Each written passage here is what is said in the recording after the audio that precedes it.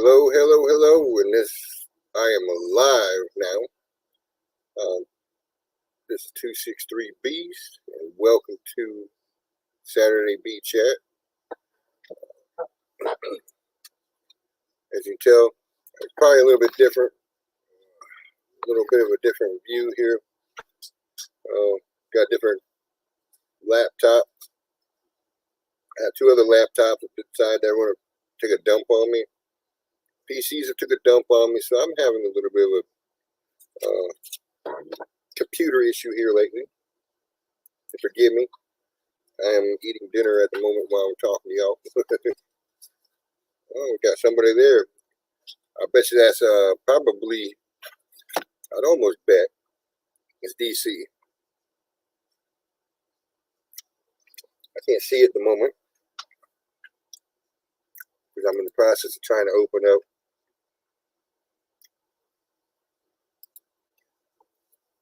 the lives on my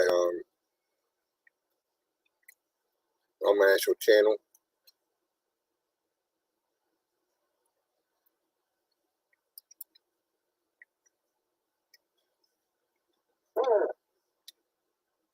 One day I'm gonna have to set aside everything to go and try to get a system set up just for my computers. Just for this. Here we are. I'm in there. Open up my chat. Got muted all at the same time, so I don't echo into y'all's ears so harshly.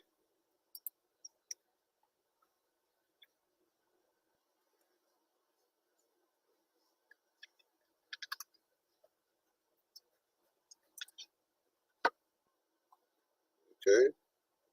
Says one's watching, but I don't see the person. Oh, they're gone. They bailed on me. I'm sorry, guys.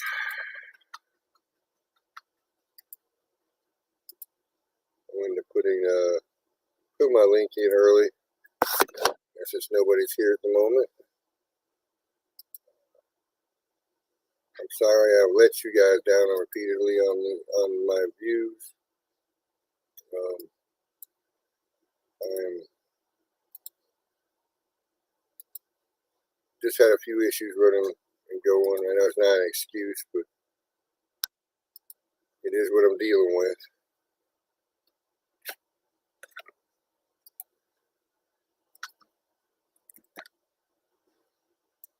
Hey, Richard, how you doing?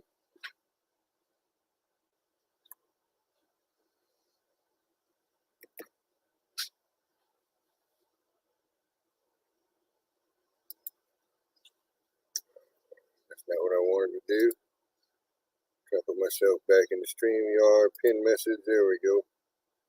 All right, pin that up there. How you been doing, Richard?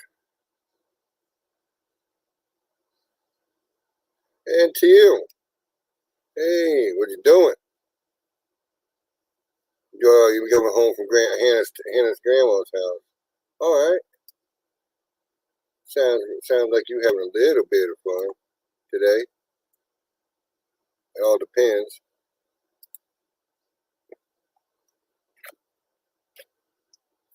Or does the story deepen?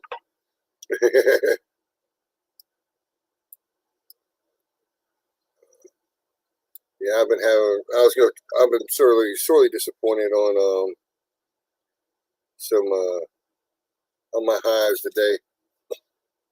I was look thinking I'm gonna have me 300 to 400 pounds of honey, and for some reason it seems like the tallow flow started and then stalled. Don't know what we're doing now. Don't know how it's gonna come out.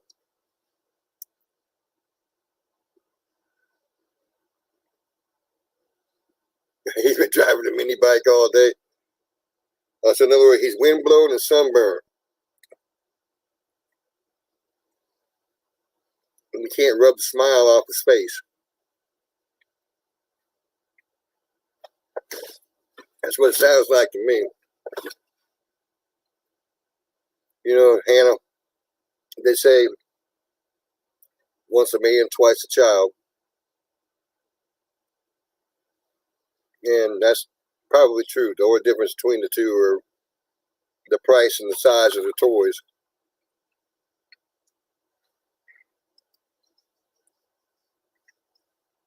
Sometimes, you know, it's manageable, Hannah. Not all the time.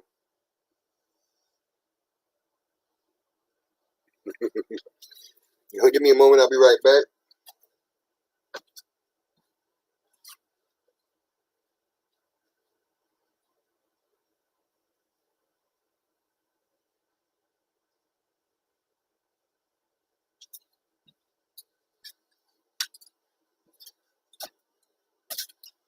Like I said to guys, you need to forgive me. I'm in the process of trying to eat some of my dinner while we're talking here. So how's it been going in everybody else's yard? You got 3 strong hives? Richard?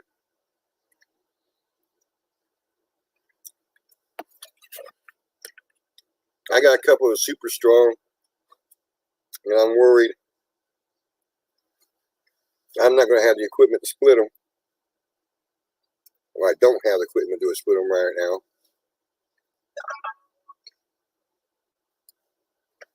So I'm trying to manipulate the situation. I have extra, I put it under supered them. I've under supered them and trying to get them to pull wax. That's why I know that there's no flow or a very little flow going, because they've not really tried to pull those supers at all.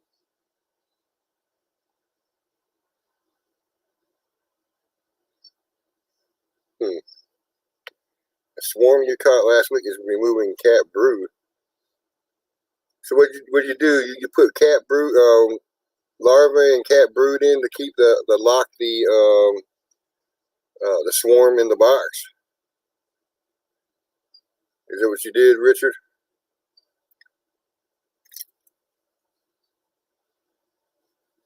Sometimes they'll do that.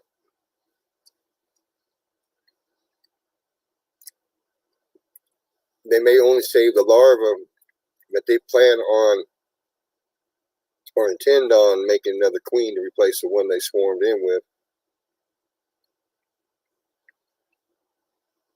But it's interesting how they will they'll do that. Sometimes they will, sometimes they won't. Sometimes they'll just take it and just keep on trucking with it. Being that you just cut, there might be little smart ones there. They might realize, hey, we just got captured in the box. There's no way the queen's already laid these.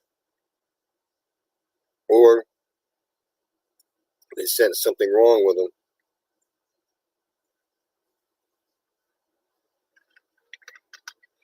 They're my only thoughts. So I don't know. I mean, it's 51, 21 times another, I guess.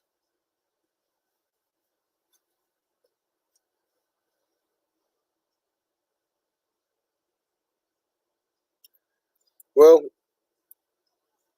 I was just listening to something Fred Dunn was saying on his Friday questions, and they mainly talked about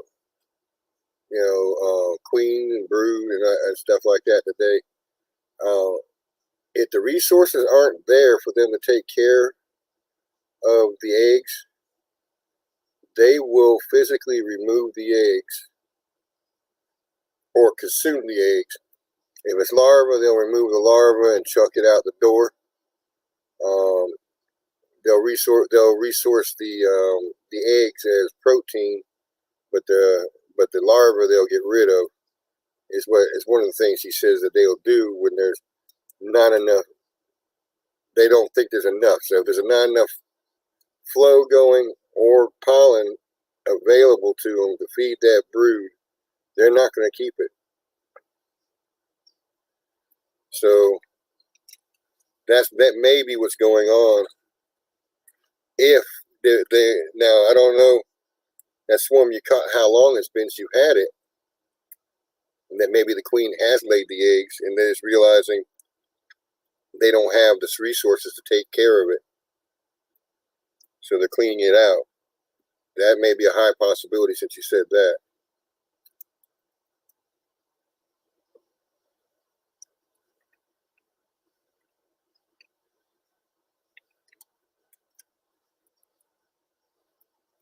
And just like bees won't swarm unless they know there's enough in the way of resources to take care of them in a new home, or to build a new home.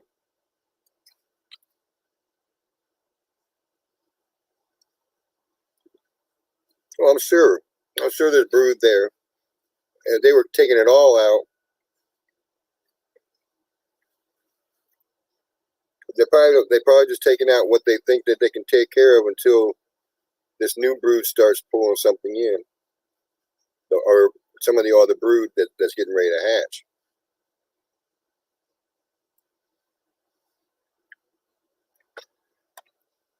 Have you noticed it's been the newer brood or the older brood that they've been removing?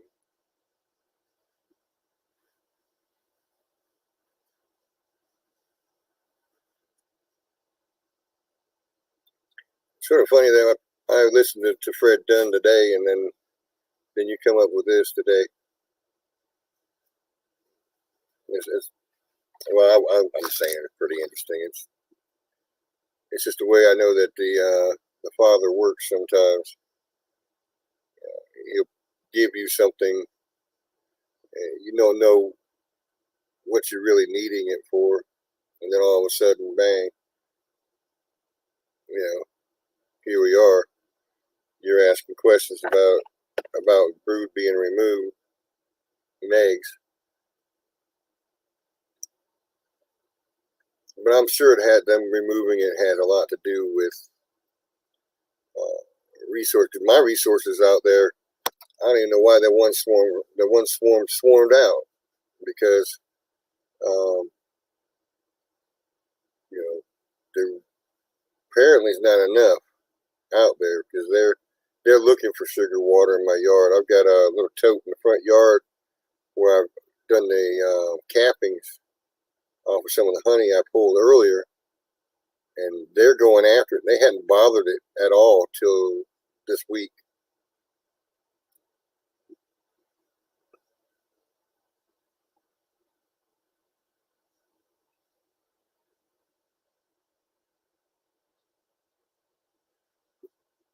Okay, nothing's been used. I mean, that's the only thing I can think of.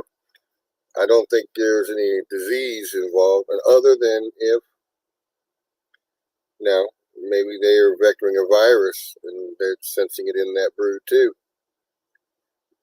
That's probably why, if they swarmed out or wherever they were at before, it's possible they're vectoring a virus.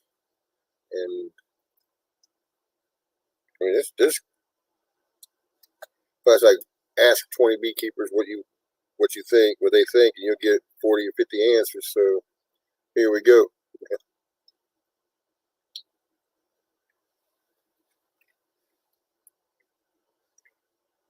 I didn't think you could shoot does, Richard. And granted, yes, it's your property, but I didn't think you could shoot does. Some places, though, they want you to shoot one doe before you can shoot any bucks. So so it depends on your area, I guess.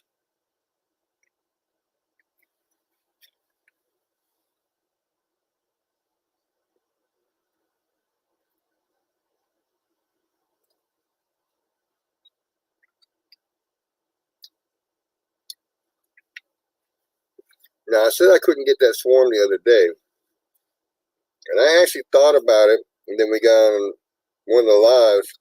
I was on there for a little bit. Someone said I should have used a shotgun. It did cross my mind, but I live in a neighborhood that, it's a trailer park neighborhood. So everybody's got a pretty good sized yard, but still, I don't think they'd be happy me popping a shotgun off in the tree. And even though it's my tree and my bees, I just didn't want to explain it to cops.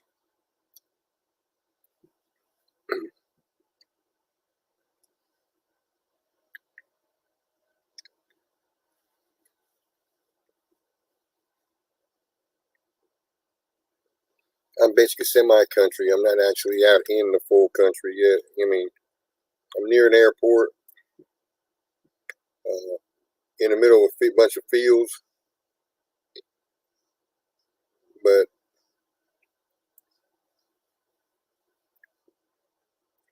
not country enough.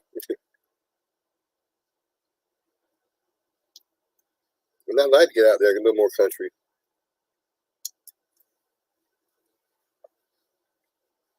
So that's why I'm trying to win the lottery.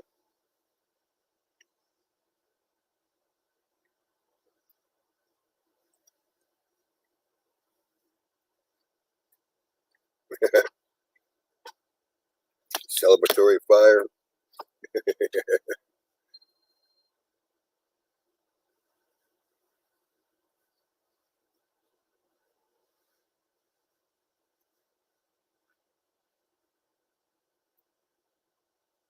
Once I probably could use some meat with this little piece of pizza I'm eating. Sorry, I'm sitting here eating in front of y'all, but I've been under the gun. I went and was selling some honey today that I had pulled earlier. That's why I've sort of been getting disgusted with what I've been seeing. This year's been pretty. It's not been bad. I mean, I've had growth. I've had to produce some honey, but I was expecting a whole lot more honey out of 7 hives this year than the 4 I had last year.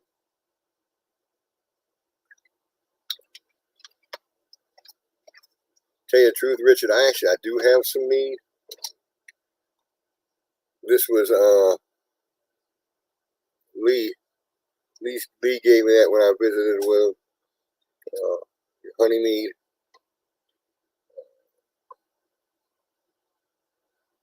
So, I do have some. I don't have a lot.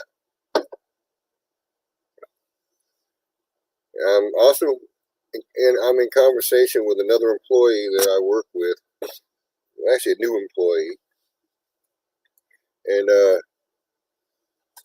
he knows how to make mead. And I think if I can get enough of it together, we can make a couple, 20, 30 gallons, maybe get some together, make it, and see where it goes. I get the honey for supply and percentage of sales when he sells it. So I think it's a pretty good deal. I get half the amount of what the honey's worth.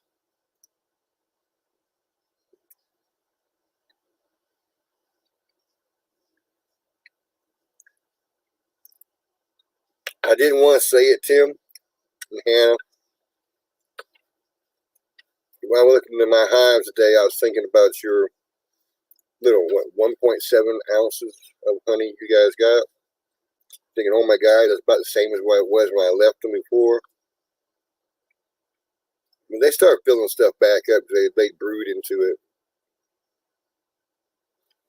But I'm seeing that they're not producing what I think they should be producing right at this time, being that we have tallow on. It has been raining, but it was dry yesterday. It's dry today, but I don't see any of them on the tallow trees at all.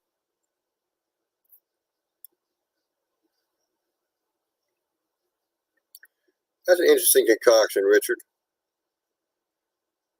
It's called berry mead instead of calling it blackberry mead.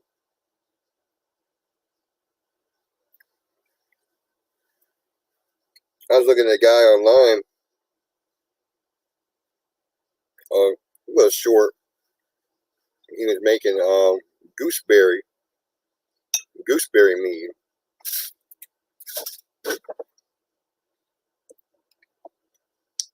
What I think is funny about this little bottle of mead here, it came from the batch I actually saw Lee racking online when he did his short, or live. He was on a live doing it. So it's sort of interesting. I have some of that. I got 2 bottles of it. One was for my wife, but I took it.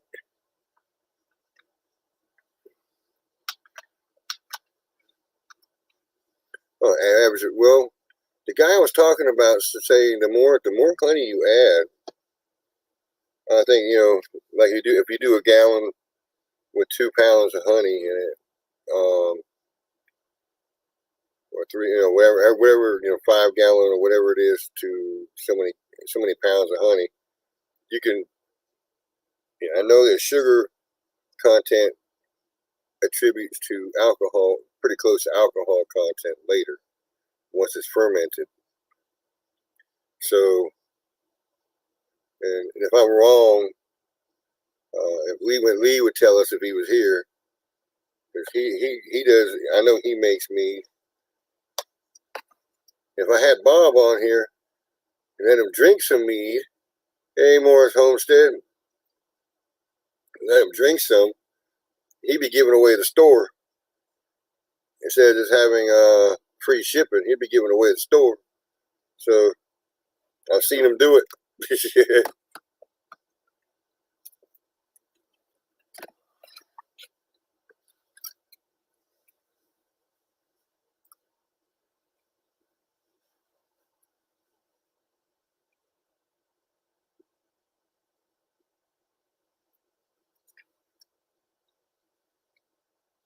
Hey Tim, is that Matt from Matt and Sarah? No, the picture doesn't look like him. Hey, Square B Farms, Mike.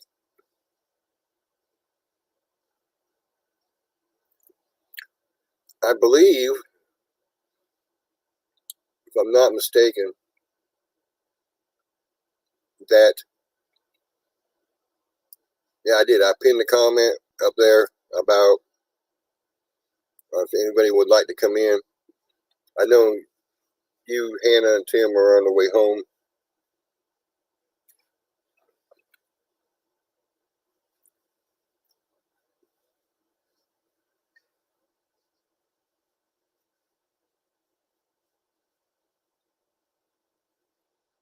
Okay, just regular Matt. He's not Matt and Sarah. Okay.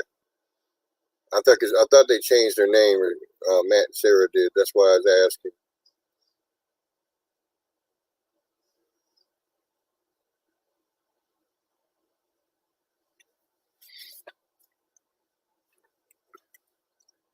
Something interesting I found out, Richard.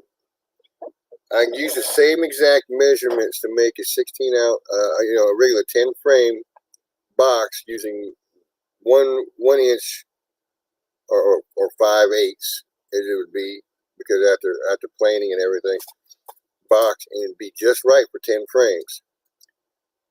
I use the same measurements to make the supers, but I could only end up using 3/8 or basically 1/2 inch plywood, and I ended up with 11 frame boxes because of that 1 inch difference in internal measurement on those caused it to go up to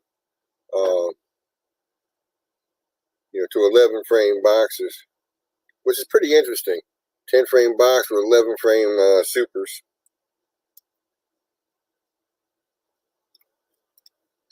If I pull 1 frame out, I probably have what you normally they talk about doing when they do 8 frames or 9 frames in a 10 frame box.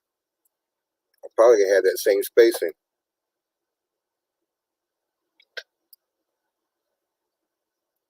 And that turned up because it wasn't for, well, I guess it was lack of thinking about it. It wasn't stupidity. It was just, I said, well, I can afford to get the half-inch, and we'll do the same measurements. It should be all right. Didn't think I needed to take off an inch on the width because of the the 1 inch loss of thickness of the wood.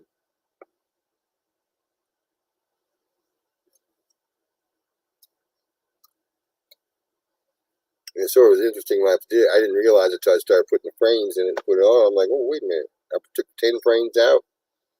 I had a big old hole.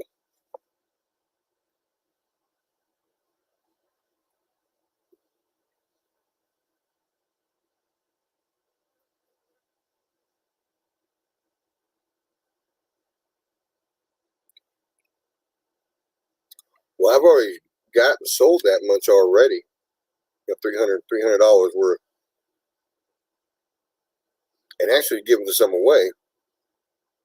I mean, that's why I was hoping we'd have a lot more. I start jarring it up, getting it ready to roll. Hey, Tom.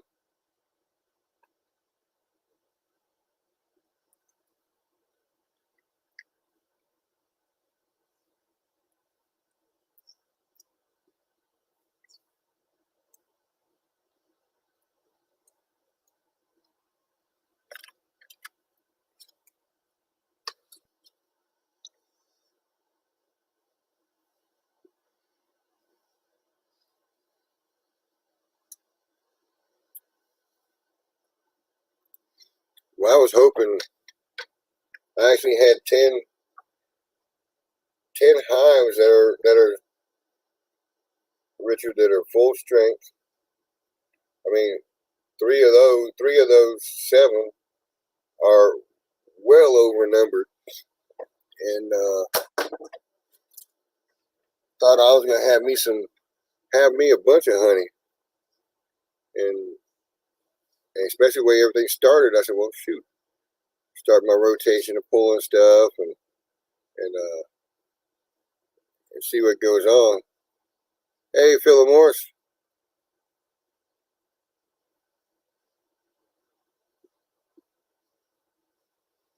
Yeah, Philip, the outside dimensions are really close.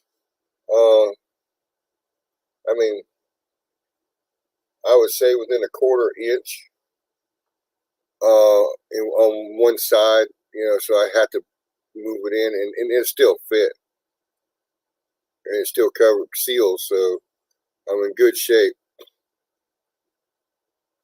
But I'm sort of disappointed in the way the events are turning this year. I know that this is farming, livestock, things happen. So, I'm not, I'm wondering where it's going, and it still could pop out. Being patient. I'm not giving up. It's just that it's not meeting my projections that I saw or was thinking.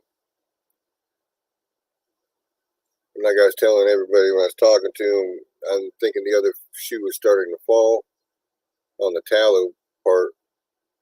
So let's hope with the moisture and the rain we've gotten this year that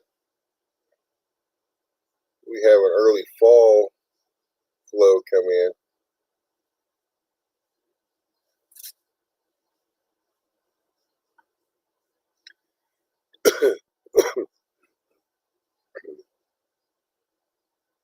Yeah, Philip, that's the measurements I was using.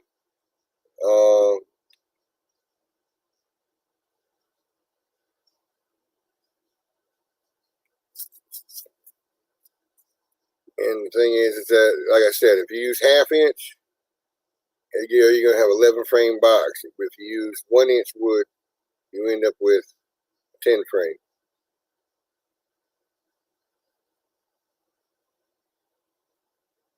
And I thought it was interesting. I didn't even register in my mind because I was using 1/2 inch plywood to 1 inch plywood. I'm sure if I had been talking to Tim and Hannah about it, they probably could have told me that before I started whacking away all the stuff on my table saw. But I didn't think about doing that. So it falls on me. I got some 10 frame supers. Everybody talks about 8 frame and 10 frame. I got 11 frame. Let's think about damn cookies.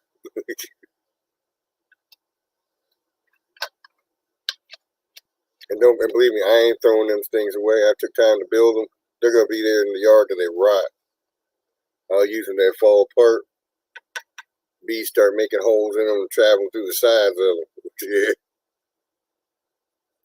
Yes, Richard, I'd almost imagine an extra frame full of wax and honey is going to be a little more heavier. So I can say when I pull super off, I've got 100 pounds of honey.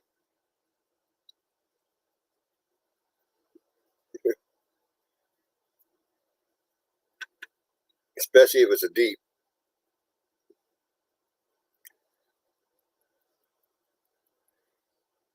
And I like to tell y'all guys too about the videos I put out today. Sorry about that. I think my mic went on me. I thought it was charged, and I had Lisa, Grammy midwife, tell me that she couldn't hear me on the video. So I'm very sorry about the poor quality videos. You at least got to see me doing something in my bees.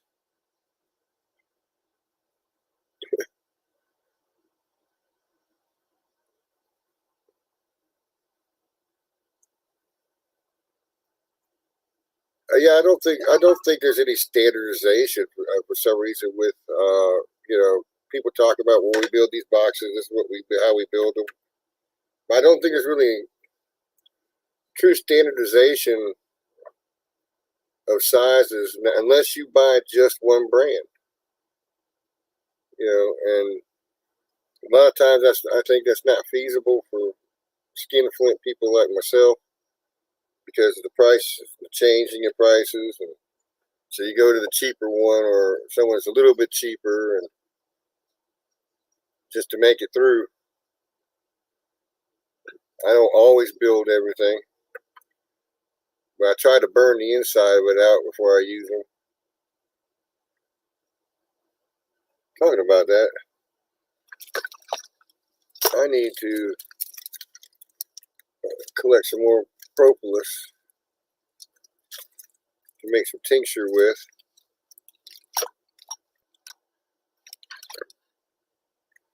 Because I think I'm gonna try to start selling some of that myself, some tincture. I know a bunch of people will sing and play music for churches and stuff like that, so singers spritzing the throat, helping the throats out,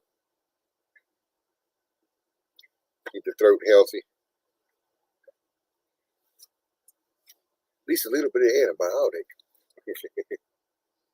naturally.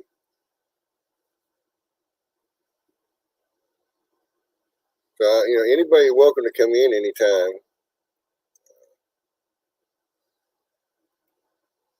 Talking to the chat box sometimes a little bit hard.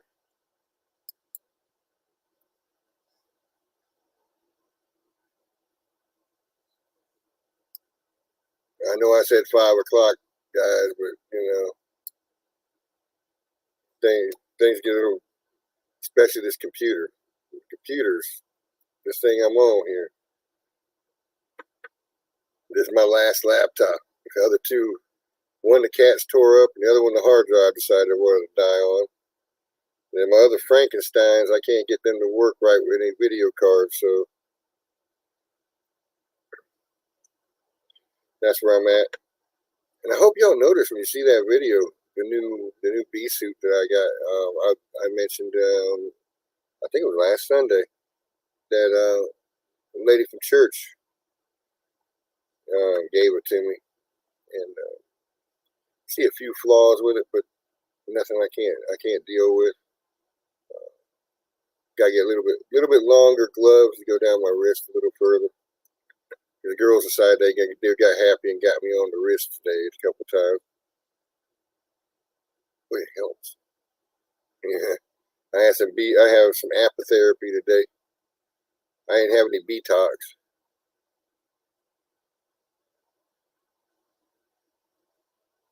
Yeah, that's exactly right, Philip. Uh, the length as well as depth of them. Because I have made some boxes that were a little too long in the frames. The way I had to place them in there still left too much space. That's why I get a lot of burr comb, because they're not the correct B gap between the bottom of the frame and the top of the box. So you have to be mindful on their length as well as their depth. And if you look at most of the boxes you buy, the frame will ride right at the lip or the top of the box, and you'll have 3/8 of an inch or so at the bottom of the from the frame to the bottom lip of the box. And I have found some of the ones I've built, I've not had them built. I've not built them right. That's why I get all the burr comb. You see me pull back, you see a bunch of burr comb on the top because of that. Between the frames, it's because of that. But I have found that I do have a use for the wax that they create, so it's serving a purpose. It's not. I mean, it wasn't intentional, but it ends up being a. I'm not having to tear frames up. I'm just having to clean up the wax in between the burr comb, and it gives me pretty decent enough wax for mixed with the wax cappings to be able to re-wax the frames every year.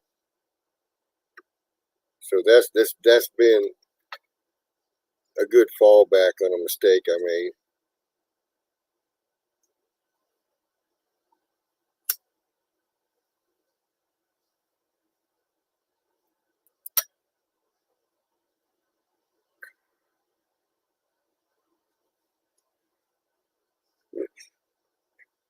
Yeah, there's a lot of things to consider, Philip. Even though um, because you don't want the frames to jam in there. You don't want there to be too much of a lip that you scrape the edge of the frames either. Because then you end up rolling beads, ticking them off. I think I've done that.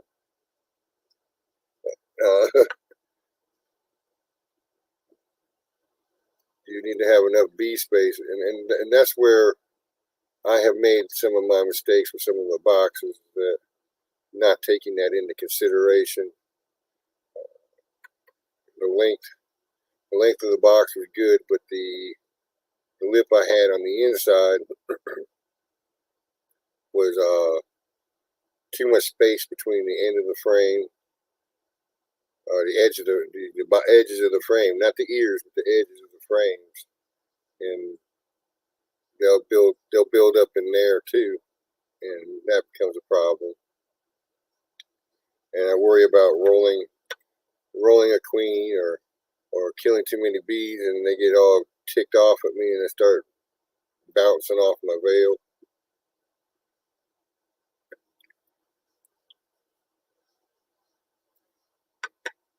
So I mean, there's that work that goes on in this yard. I bet you if I had a professional come into the yard, he'd probably have a cow with what I have going on. But I'm taking care of the bees. They're thriving. And they have honey. They have honey. They have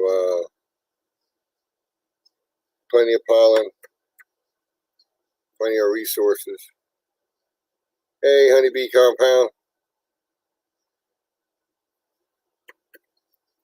But we've sort of been mentioning about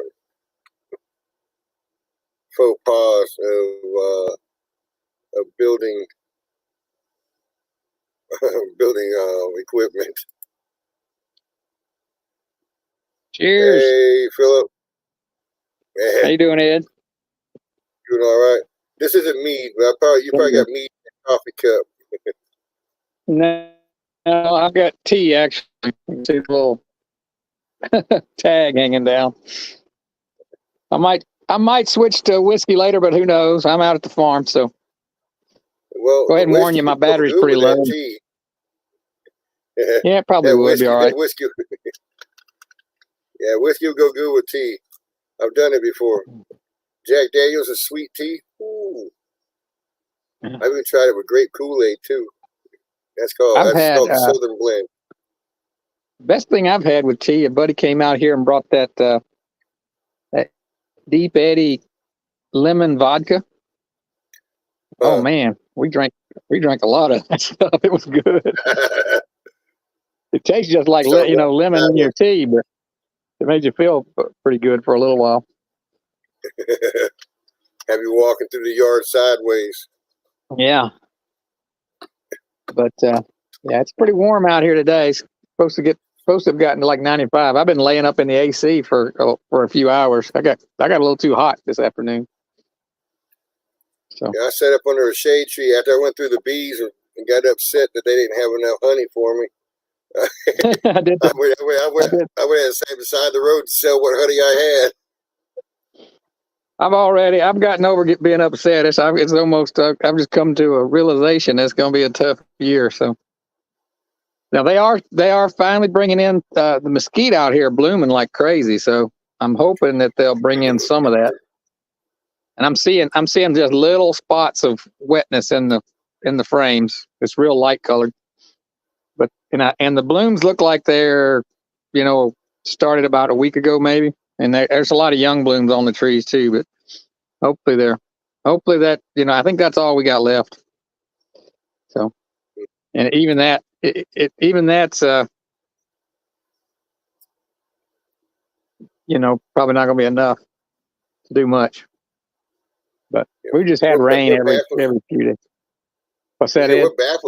What baffles me is that, that the tallow came on early. All right. Started tasseling. Half the trees in my yard have dropped tassels. The other half still have tassels on them, but we have had a bout of rain for a while, so I'm wondering if that's why they haven't been pulling a lot. Yeah, we've been getting a washout rain every 2-3 days since February, really. It's been crazy. I've never seen anything like it. The tanks are full, and I mean, there's mud puddles out here right now that are never here. And it hasn't rained here since last Monday, I think. But everything is still real wet. So reservoirs are full. Oh yeah, there's plenty of reservoirs around here. Yeah, my tanks. I guess I need to give up beekeeping and go fishing. I guess because there's plenty of water. I found 3 colonies that are queenless. One of them's self-inflicted. I killed the queen because she was underperforming. I tried to video it. I don't know. Maybe I'll get around to editing it. It was just such a bad quality. But I found some virgin queens, and I was going to put her in there. And as I was trying to release her at the front door, trying to follow the Mark Miller method, she ran up my hand and just flew off. Weren't you telling Bob? Weren't you telling Bob about that? I was telling you kept chasing him around, and yeah, I was telling Tim and Hannah about it. I think that was a Sunday night. Yeah, that was a crazy day. And what I should have done. Every time you do something like that, you realize, okay, I could have just put that queen instead of killing her. I could have put her in a queen clip, put her to the side. I didn't have to. It's like, well, I could have held on to her just in the off chance. Right. That the virgin flies off.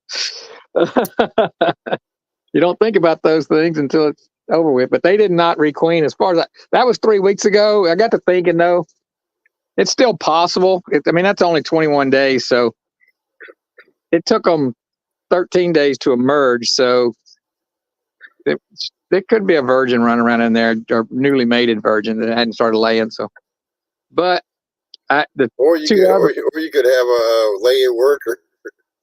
yeah, that's the kind of the deal. Well, all I'm going to do is I'm going to give them like probably be 2 more weeks, which they'll probably either be laying worker or they'll be queen right. But I'm probably going to combine them. The other two, I went down to my new yard and I decided I was just going to take a 3-frame nuke and just insert it in the middle of all 3 of them, with a laying queen.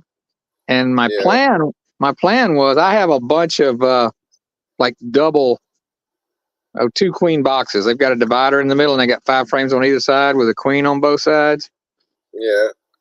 But as I got to going through those things, the first 4 that I checked, 3 of them did not have queens on one side. They had collapsed completely. And then I found I found one that had queens on both sides, so I took that, her, and three frames out, and then I found another one. So of 5 double queen colonies, 3 of them, probably got robbed out or killed by the bees on the other side. I don't know. I might give up on that system. I don't know. It's kind of like, that's not good odds, but is that really what happened? I don't know. Yeah. Last year I lost like 7 out of 8. Now, what I've done, Phil, is like to make sure if I think a hive is queenless, because I haven't had the extra money to go buy queens.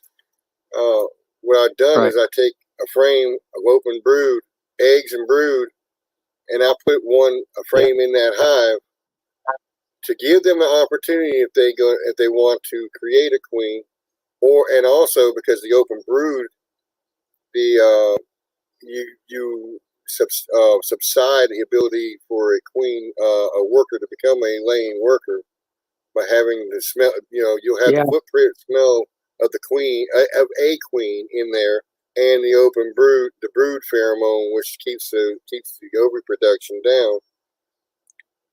But then, if you do that the second week, that's good. You do that. You give them a chance to create, and if there is one in there, at least it's keeping something going till she's laying. I mean, there's a couple reasons that it works really well, and you don't have a laying worker just dropping drones all over your hive. Yeah, I may do that on that one tomorrow. I may go out there and drop, but I'm only going to take away from somebody that's already not a great colony. I'm not going to take away from any of my strong colonies, because I've been babying that thing along. I've been giving it brood all spring, and they hadn't done anything with it. So that's the reason I killed the queen, is she was just not performing. But I was hopeful that I could get another queen and that they would requeen themselves. But to make it a little harder on them, okay, so that whole deal with the virgins, I found a bunch of virgins that were in a swarm, I guess. They were on the side of a box. Found 3. One of them just got away from me, and then another one got away from me when I was trying to mark it. So, and then the third one flew off, climbed up my hand and flew off. So I lost all 3 virgins that I'd found. It was a comedy of errors. But I had already pulled eggs after I lost the second one. I'd already pulled eggs out of this colony that I'm talking about, and put it in the other colony and wrote eggs on the 2 frames. Actually took 2 frames. So when the queen flew off, I'd kind of given away their ability to make another one to another colony. So I didn't help them out at all. So, but that colony also, I think, is queenless too. I don't think it made a queen with those, because I didn't see any cells on those frames, or even where they had torn any down. But I think I did see a queen in that colony though, and I think it might have been a virgin. I would say my ability to get virgins mated this time of year here, they're not more than 50%, maybe less, because we got a lot of dragonflies right now. Yeah, I started seeing small dragonflies out in my yard this week. This week, actually, I started noticing them. So Yeah, any this queens I happen to try to do anything with are going to be having a hard time.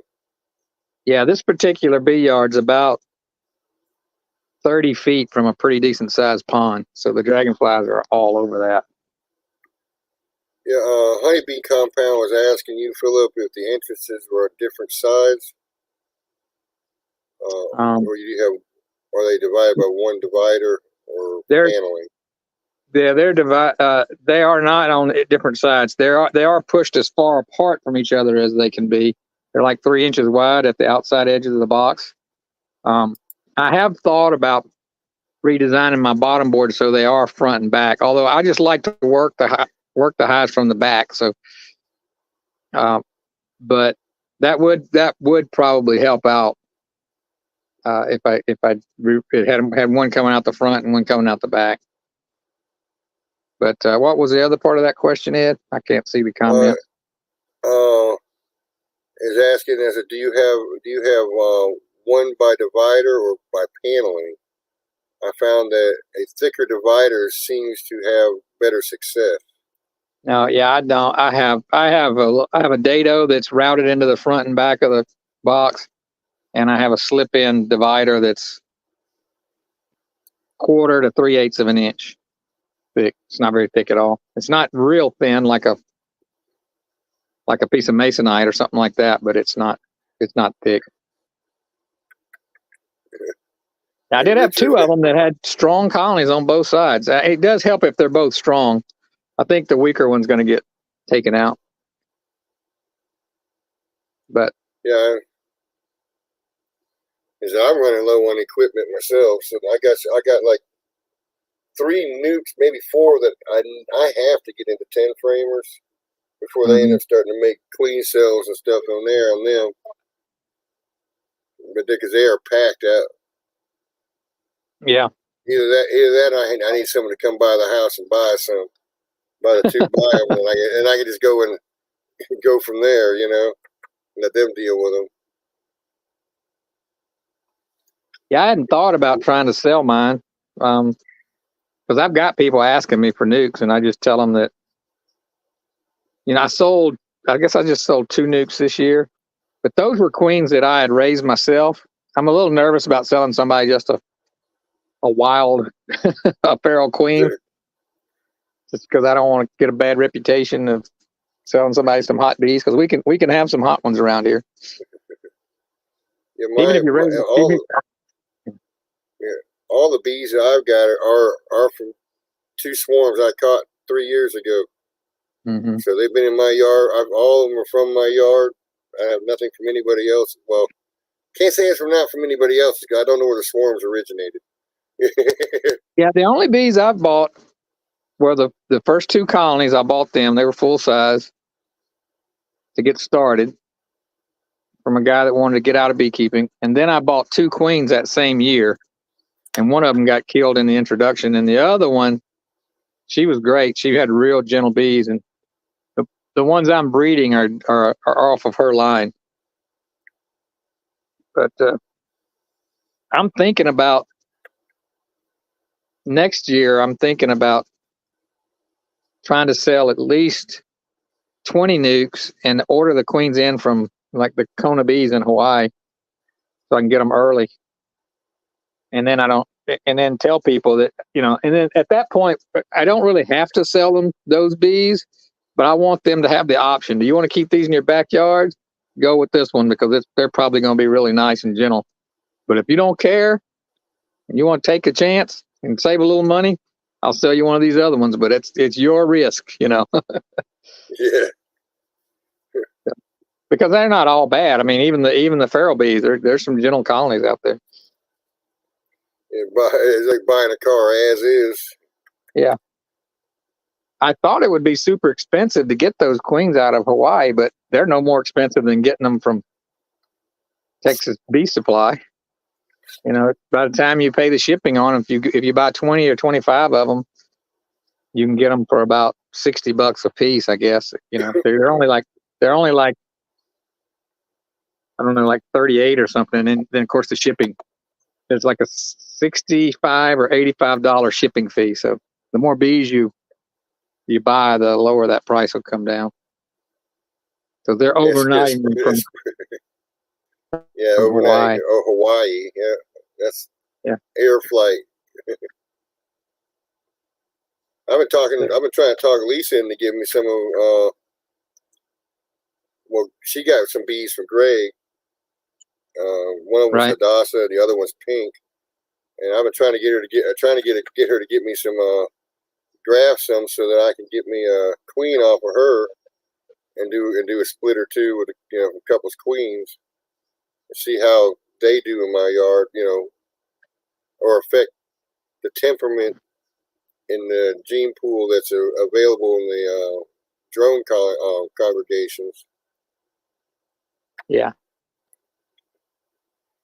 I'm between like I four think if you four buy different queens, beekeepers.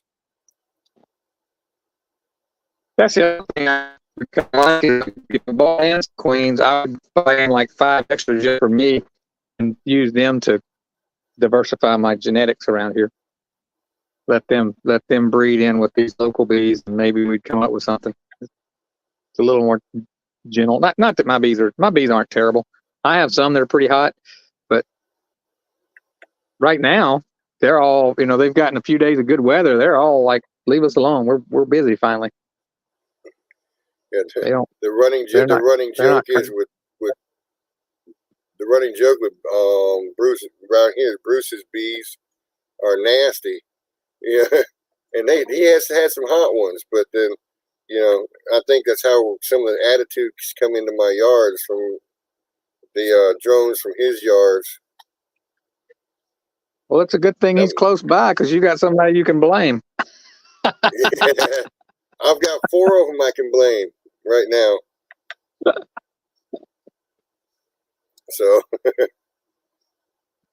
well, I don't know if I But can he blame brought in a Jeremy bunch of hot corn. Horthog. What was that?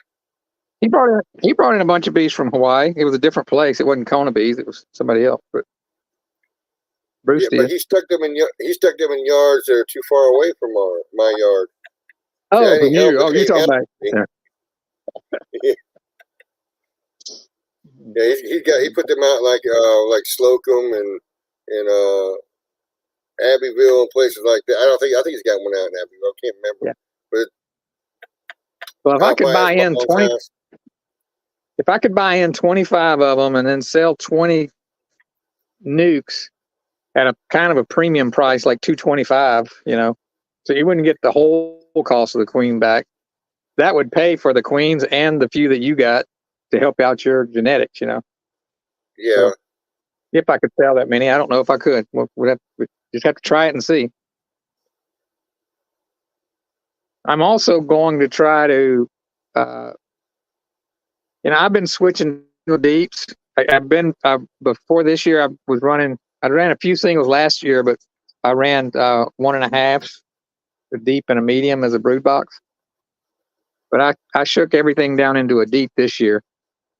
But it didn't work out, but it's not because of that. It was because the rain it could have been some of that. It could have been self-inflicted because I don't have time to go through and keep mine from swarming either. So they could have swarmed out here. By the time I can get back out, they can make swarm cells and swarm before I even know they're doing it. But I come home from work, I find them in the trees. This last one was too high for me. Yeah, I saw that pic. I saw that video you did. Because when you showed it, I was like, that ain't too high, Ed. And then all of a sudden you were all zoomed in. You started backing up. Like, oh yeah, that one's up there. That was way up 60 there. foot in the air. All the rest of them were low. You couldn't even get that. You couldn't even get that one down. You couldn't get that one down with one of Brad's shotguns, I don't think. Your neighbors would have come out wondering what was going on. Yeah, that's what I'm saying. I said earlier about it is that I had entertained that thought momentarily, and I started thinking, well, my neighbors are not going to like if they hear me shooting a shotgun up in the tree, and it's raining dad's pellets on top of their roof, Yeah, you need a chainsaw to get those bees down. I needed a boom lift to get those things down. What are you talking about? Where's Tim and Hannah when I needed them? Yeah, Tim and Hannah, their boom lift experiment. I didn't see that. Did they video that, or did they just talk about it? Oh, they just talked about it. I didn't see it either. But he kept, because the bucket turns too, and it was coming down. He kept tipping the bucket. Oh boy! So she thought she was gonna be dumped out. Yeah, when I was moving those 2 nukes from the other yard, it was so hot. I said, you know what? I'm going to put these 2 nukes in the cab with me, and I thought I had the entrance blocked off, but I looked over. And my whole cab was full of bees. So I just drove home with them. I think Tim just typed in, Hannah ain't going to get back into another bucket truck ever again. Was he controlling it and she was in it? Oh, man, that sounds like a... Yeah. Oh, that's terrifying. Well, you know, I ride boom. I do boom lifts. I do scissor lifts. And I have somebody riding with me and talk about how bad I drive. I'm like, you don't understand. You don't know. I sit there, I got a hand on the control, and I'm not saying, listen, we're getting ready to move. You know, I just go and move, and you're not expecting it, and so you get jerked. You know, because you're not. Are you in the boom when you drive it? Because that's the ones you need, is the ones where you're in the boom driving it. Yeah. Those are pretty good, because you don't want to be dependent on the person who's safely on the ground to be controlling your boom lift. No, because you don't know when they're going to do anything. That's like when I'm operating it and somebody's in there with me, they get bumped around a good bit because they don't know what I'm getting ready to do. Right. So they don't expect it. Yeah, I helped the guy put up I helped the guy put up some heavy timbers on this house he was building, and we each had a boom lift, and that was pretty cool. You get used to it after a little while. It gets kind of, you know, just when you get good, you're through. Hannah says, you have no idea how terrifying it was, Philip.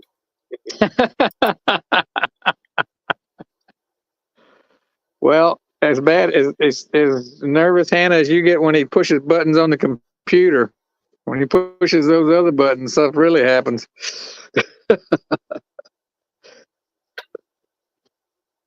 Yeah. So I'm finally deciding. Well, you know, I'm thinking about if I ever hit the lottery, I think I may have to purchase a boom lift just for that. You know, chasing some of my own swarms.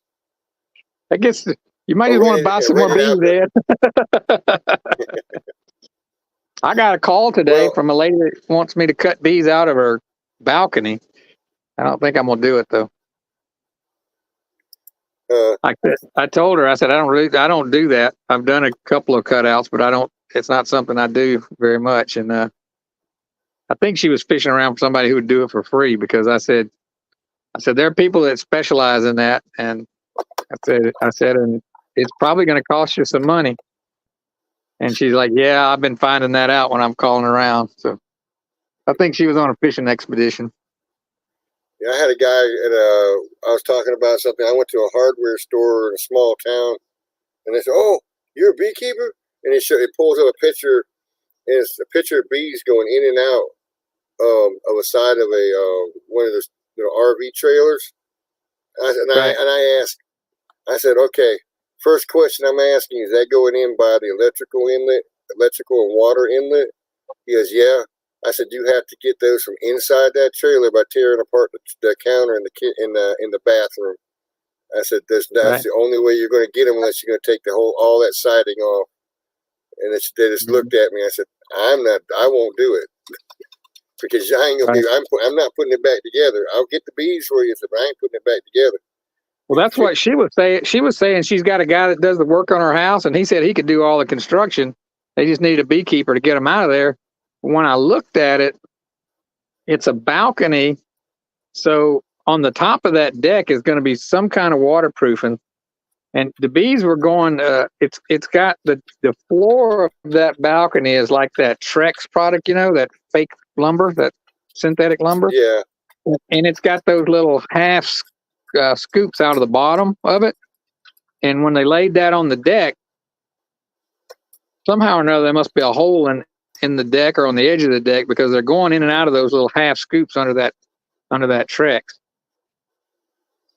So and that's what I'm thinking is, if I went in there and worked on that and then she got a leak in the bottom of that, through that floor of that balcony, it'd just be unsightly for the most part. Or I guess it could find its way back.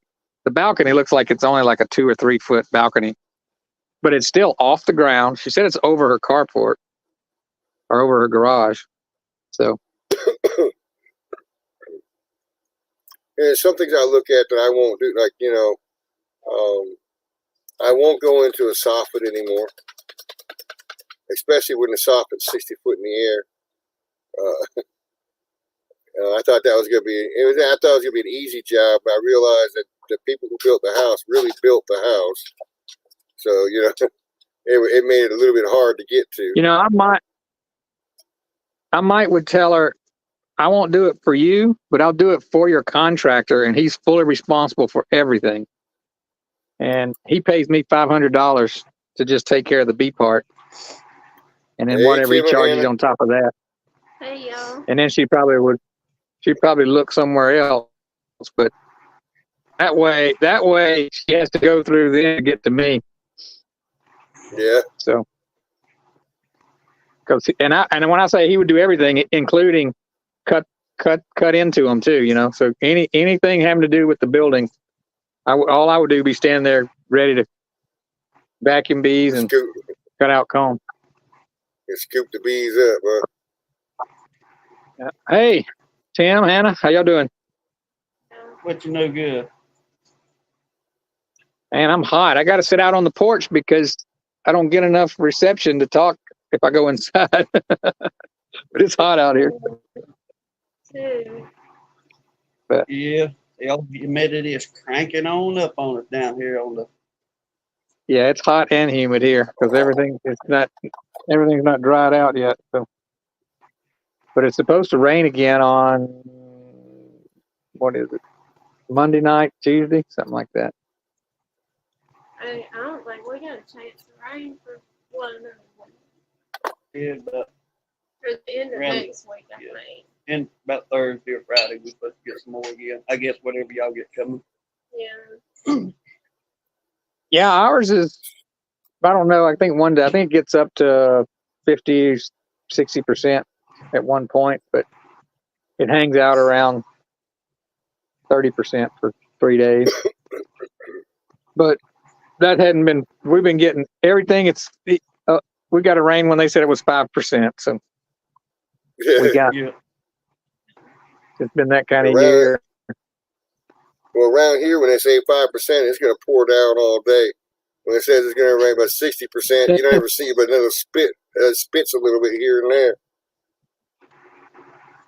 Yeah. So I carry around a whole Indian weather rock with me, and I set that on the back of the truck every single morning.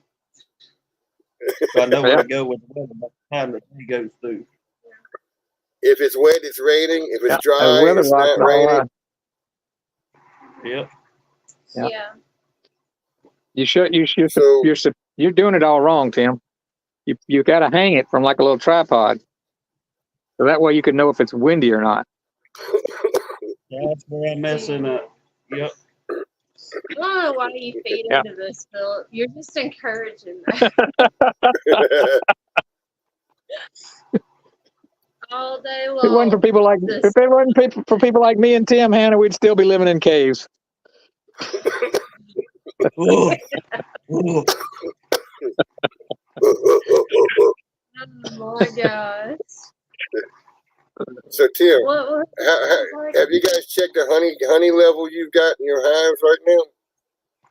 No. Now we're going, if everything works out, we had some plans changed, and we'll be able to take Saturday of this coming week and everything we got. Lord willing. Seems like every time we get 2 spare minutes here lately, if we're not at work, it's raining. Like literally, if we Yeah. have a minute, we're at home, we can get in the bees. It's gonna rain. But I Yeah. will say, while I was out riding my hardly not a Davidson today, in the back pasture back there, I got to looking around at the foliage at her grandma's, at the old place up there at grandma's. Well,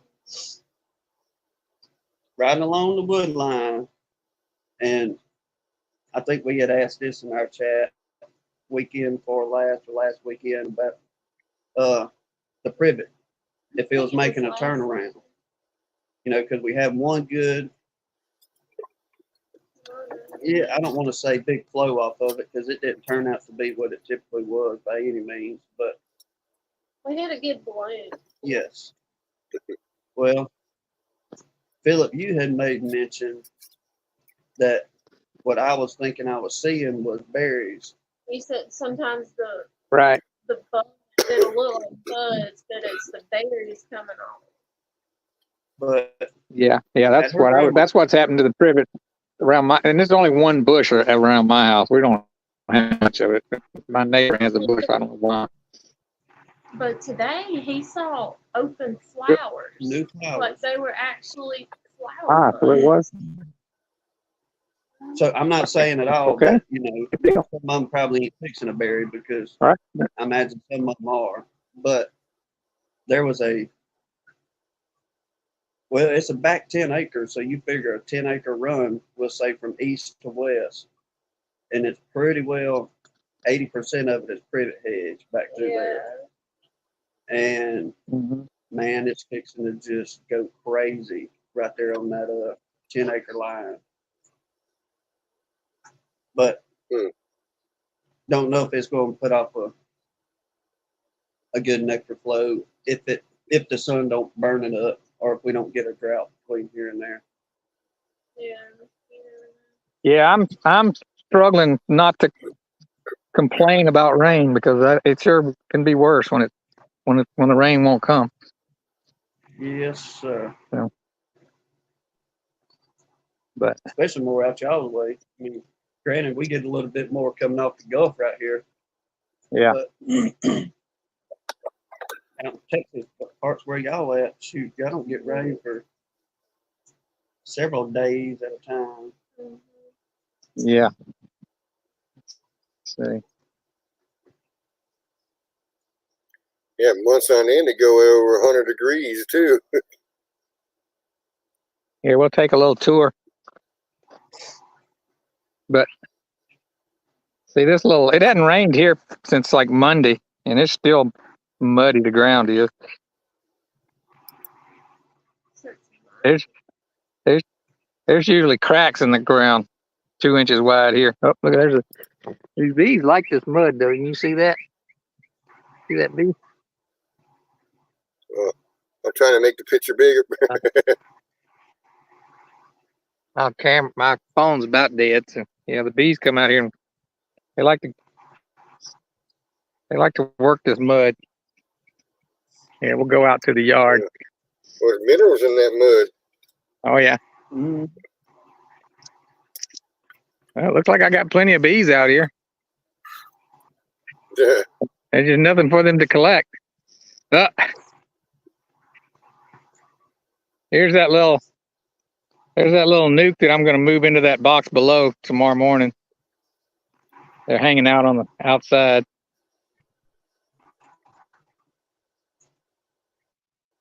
Fill up that fence. Is that for hogs or bears? It's for hogs or cows. Hogs and cows. Now, I wouldn't stop a bear. Hogs and cats. We don't have any bears. This is the hive I was telling you about. Yeah, that I think doesn't have a queen. I think I'm gonna take your advice and put some eggs in there tomorrow. Yeah, it'll at least stop a working layer if they don't make their own queen out of it. This one right here and that one on the end, I did kind of a shook swarm with them when I was out here 3 weeks ago. So tomorrow I'm gonna look in there and see how they're doing on rebuilding their comb. They had some real old comb.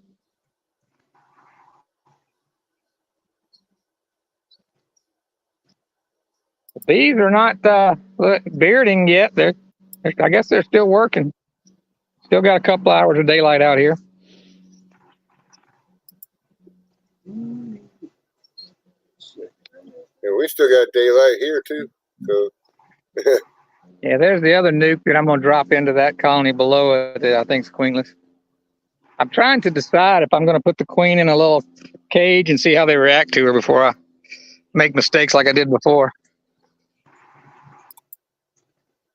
Hey, try that honey trick, see if it'll work. What is that? slap honey on the wings. Yeah, put honey on her wing and the back of her, like you would daub her to mark her. Oh, really? Reading in that old bee journal, saying that's how they would introduce Huh. a lot of them queens back in the day, real quick. I may do that. Fred Dunn was It goes talking about that value today. thing.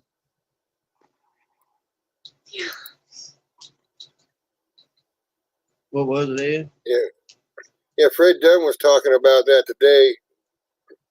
About he's actually talking about a device they call a queen muff, and how if you're trying to separate the workers out from the queen to go and install the queen, you sometimes want to take the workers out because sometimes they cause problems with the acceptance of the queen. And part of it, as far as putting them in, he says you dollop a little bit of honey on their wings. That way, they can't. If they fly, they don't fly far. They just drop. They'll drop to the ground or drop back where instead of taking off. There you go. If it don't work, blame Fred Dunn. We just all got blind shit. Well, nobody wants to take the blame. Anyway. Hey, That's Brian, right. how you doing tonight?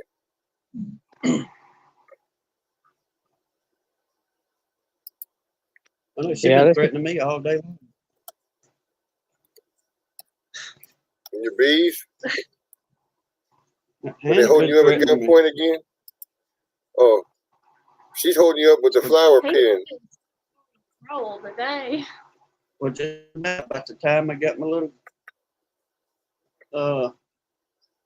trailer loaded with my new toy on it, she told me if you get out on the highway and the law stops you, you had better not come back for a while, or if you do,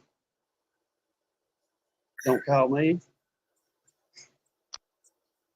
She gave me the whole spiel of, No, I just told him he better not come back with a ticket from a city cop for doing something he knew he wasn't supposed to do. That I was going to be very upset if we had to pay the city of Citronelle $200 because of his new toy. That was all I said. I had a plan, gentlemen. Yeah, he had a plan. Ask him how Run bright through that the woods. Just play dumb. Mm-hmm. Oh man, I didn't know, cuz, my bad. Pulled old brother and cuz on him. And here comes old Joseph. Hey, Hey Joey. there, Joey. How y'all doing? And we're doing all right. Looking for a Tim new and stuff. Hannah, are y'all backwards? We are. We are. From I'm the, in my Yeah. own chicken house. that's how she keeps Jasper off her. Normally, this is where he lands. So he's pouting in his chair right now. Literally. He won't even hardly look at me because I didn't move and let him up here. Now he's hanging his head. Yeah. Usually it's easier for her to lean over on her right side, sitting here those 2 hours. So we just switch. When we're doing a Recliner. long live, just switch. She'll be back in her regular spot tomorrow, the same bat channel, same bat time. Yeah. Lord willing, there is a possibility we'll run late because we got to be with my grandma again tomorrow. And that usually ends up in us running late. So, but It throws DC off. Yeah. Oh, Alright. sweet. So what's been going on with you, Joey? Oh, not much. Trying to stay out of the heat most of the day. No That's kidding. hard to do. So I've kept myself in it all day. I got everything I need to do, or most of what I need to do done before 10 o'clock this morning. And then just went and visited with Mom for a few hours. That sounds like a good day. Yep, it was. Shoot, I didn't get out of bed before 10. I didn't go to bed till about 1 though. Oh, well, that doesn't count then. I mean, it doesn't count against you then. You can sleep that late when you're up that early.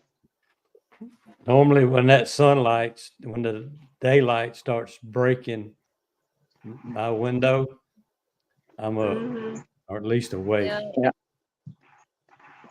I tell everybody I'm the one that wakes the rooster up where he can crow. He and Tim's in Yeah, the same boat, Jamie. Yeah, I get up early too. All right. Hey Ed, my phone's down to 4%, so I'm gonna get off here and just listen to you all. I don't blame you, I man. think it'll go down slower whenever I'm not streaming out. Yeah, Alright. Y'all have a good video evening. takes a lot. Later. Take care, I Phil. felt I was just talking earlier about how the tallow's been doing. Half the trees in my yard have dropped their tassels, but the other half still have tassels on them. So I'm trying to figure this out, and I ain't getting no honey. Oh, you don't have no honey coming in? Well, I've got maybe 200 pounds on 7 hives. That's not a lot of honey. And part of it too is the queens were being bonehead, and they started laying laying up in the supers on me before I caught them. So I've just been frustrated at a lot of different things this year so far. I mean, I'm not mad, I'm not upset, but not quitting. I'm not a quitter. I mean, I'll struggle through it and bonehead through it, you know. That's it. Just to prove myself wrong, kind of thing. Yeah. Or try to figure out if I did something wrong, you know. I don't think I have, but there's that possibility. no, I mean your bees themselves are doing really good though. Like your yard's grown a good bit this year. Yeah, and there's 3 particular hives that have just repeatedly have been booming, and they're always bearding. I'll pull stuff off of them, and they'll be good for a while. You know, they'll still have some bearding because it's warm, but and you pop the top on them, and they're just boiling out the top. You know, and they stay that way. And one of the 3 was, I think, where that swarm I've had a video of that went 60 foot in a tree. And that's talking about the boom lift and all that. Yeah, that's be the only way I was going to get them suckers. No, it's not worth it. Oh, it's worth it. Free That's what it bees. said to Yes, sir. me. Oh, if it was just me, no. But Well, technically, not really free. Technically, those weren't free bees. They were my bees to begin with. I know that's where they came from, my yard. Yeah. they weren't freebies either. They came from a They came from a colony we were standing beside. Was We just watched fixing to them get in. swarm. Literally fixing to get into them. Yeah, that was my fault. You went to the wrong box, Hannah. Did, and I made that decision all by myself because I wanted to knock out the huge colony first and get the most work done in my mind. I'm thinking, okay, either way, I'm going to be hot and tired by the time I get through this hive. So, do I want more work facing me when I'm hot and tired, or do I want to knock out the heavy stuff now? And that's what it is. And the box Yeah. that I was only gonna go in first swarmed right in front of us. It's like, Well, that's how I caught that. That's how I caught that one video with one, and I showed the hive it's coming from as a double stacked Duke. Yeah, that big old swarm, one of the big old swarms I had, and she's about 10 pounds. Never, it didn't stay in the. Sure It didn't stay. It didn't stay in that box, but they took off the next day again. But you know, but I got some good footage though. It's an awesome thing because all the bees, you see the bees flying everywhere. I was all amped up with everything else by it. Yeah. Oh, it's awesome watching them do that. I think that was one of the highest videos I had viewed, like 3,000 views on it already. Pretty good. We hadn't had any videos. No, Or I mean, views.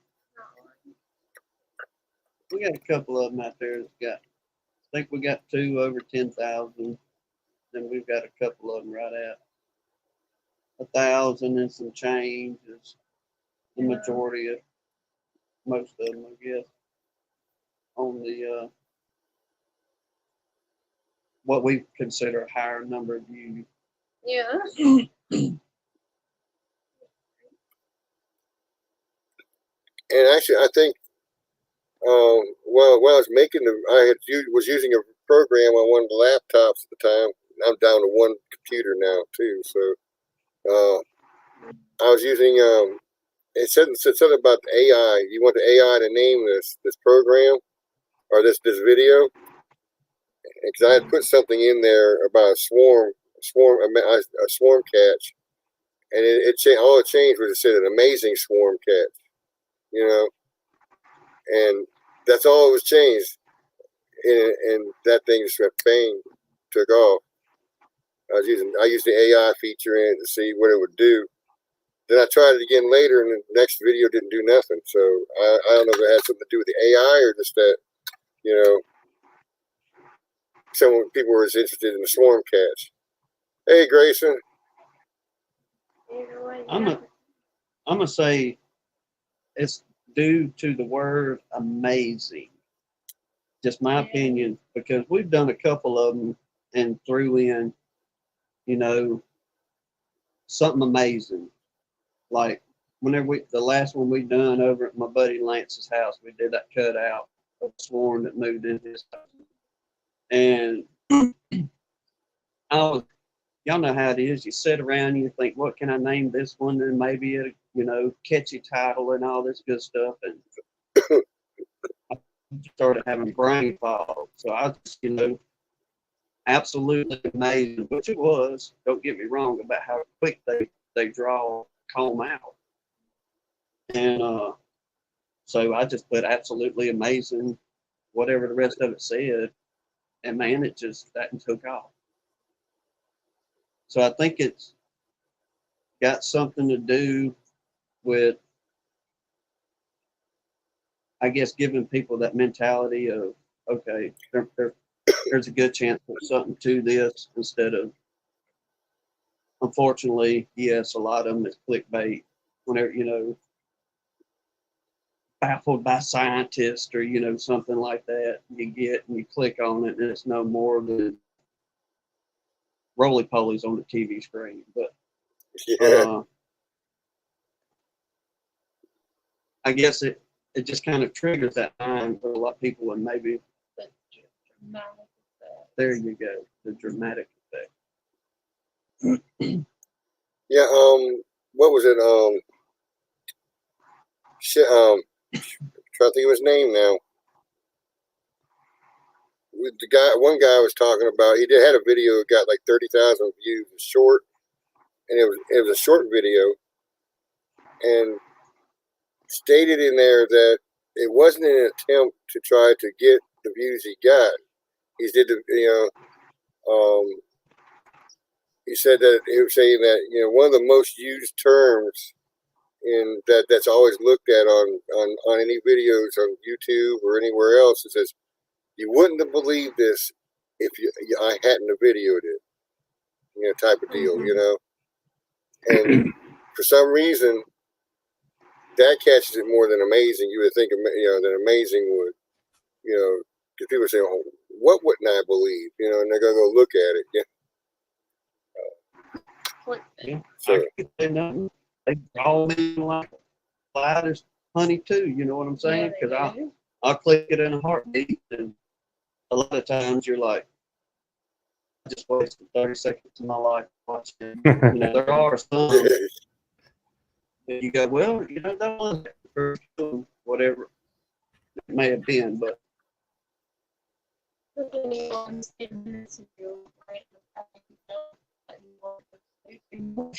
were getting tired of. I do,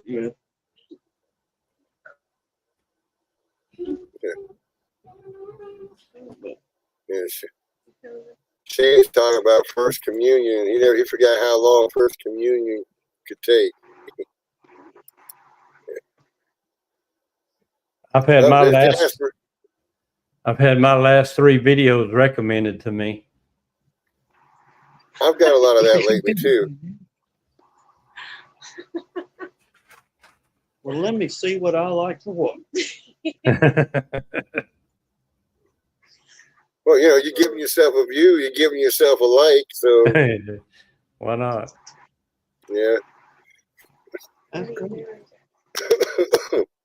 It's sort of funny. That is funny. Jasper won't even look at the camera now. No, they got him all mixed up. He's in the wrong chair. Yeah, wait a minute. I was supposed to be sitting over there. What are you over there for? Have y'all ever Well, saw they're that trying- video where the man and woman standing in the street or sidewalk, and the dog is between them, and he's just looking back and forth, and they both take off at the same time away from each other, and he just keeps looking back and forth and just starts going around in circles. It's confused and he didn't know which way to go. Yeah.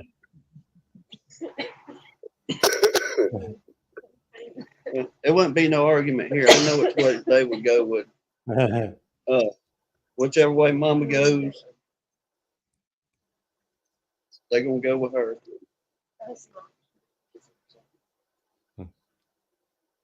It's just trying to suck up. Mom earlier, they done knocked her orchids over, and now Oh, they're trying to play cute and pretty.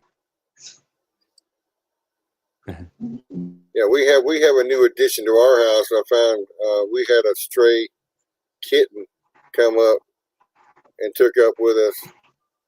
That thing's a little monster.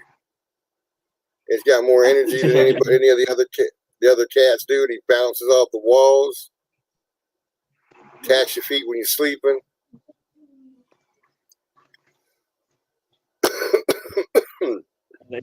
So we have a third cat now. You want 2 more? No, I prefer cats over dogs. I do like dogs. Don't get me wrong. I just think that when I go to leave my house, I have to have somebody either take the dog with me, or someone's got to stay at the house and watch the dog, because you can't trust the dog in the house or in the yard. So you got those issues, or you're going away for more than a few days. Someone's got to feed it.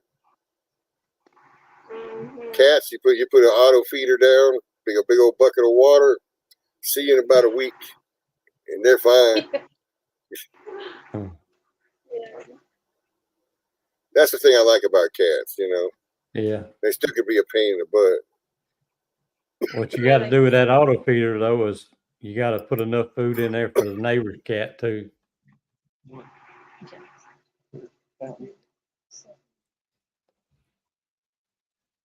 You muted, Ed. I only have one cat that's goes outdoors, and he goes out and he comes back in.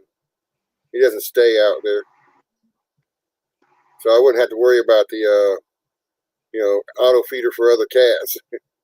Huh. Yeah. You know me, I probably feeding possums with it. That's what we usually do.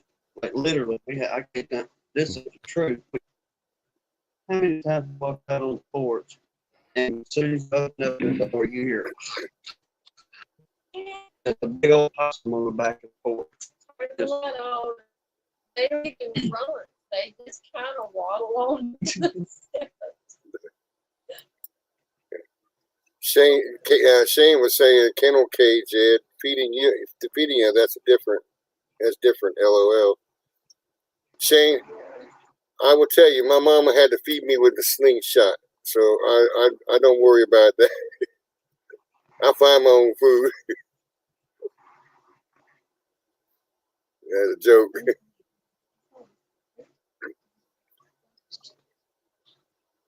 My wife always about calls me honey a dog early. anyway. What was that? Talking about pulling honey and honey. I'm planning to pull some Monday, but I don't know what we're gonna find because I hadn't been in none of those hives, none of the production hives in probably 2 weeks. Yeah, I had been in mine for 2 weeks because of the rain, but Yeah. I'm thinking I got maybe another 200 pounds I could pull, and that's between 7 hives. So it's not a lot, but and that's not completely stripping them. No, I won't strip them until July. I'm gonna be more optimistic than that. Well, at least it's not the jar you guys pulled, so you know. But I mean, there was a good bit of honey in there. It just wasn't half. Yeah. It was a lot more than 1 pound. I know that. So whether it's still there and ready for us, I don't know. But Yeah. they had a Well, good a lot of bit. It's ready. Well, that privet's pretty forgiving if you pull it uncapped. But if that tallow, did y'all see that little short I put out yesterday? I don't know if it's popped up. If you get a chance to look at it, just how wet that capped honey is. Capped probably tallow. I mean, it's like water. Somebody was Well, saying that. well, I know that. He's still. Yeah, and he said he tested it and it was ready. The bees just never capped it. Yeah. But somebody else was about it too. But I think Joey's saying the tallow is so wet. Yeah, it was watery. It tasted good, but I didn't even think to check it. There's a reason I don't check it. I let my wife check it for me. I'm colorblind. I can see colors. I call it colored ignorant. And when I look, if I see, say, like 17 and a half, 18, when she looks at it, it's actually a whole point lower. So one time I thought it was like 18, and when she looked at it, it was 17. It changes where that scale is with me for some reason. I don't know why. Huh. I never heard that. Well, that's sort of a bluish color. Yeah. When you look at that, so that might be, that could possibly be the gradient of the blue you just don't see. Well, I see blue all day. I can see it. Yeah. The colors that I have trouble seeing is shades of green and shades of gray.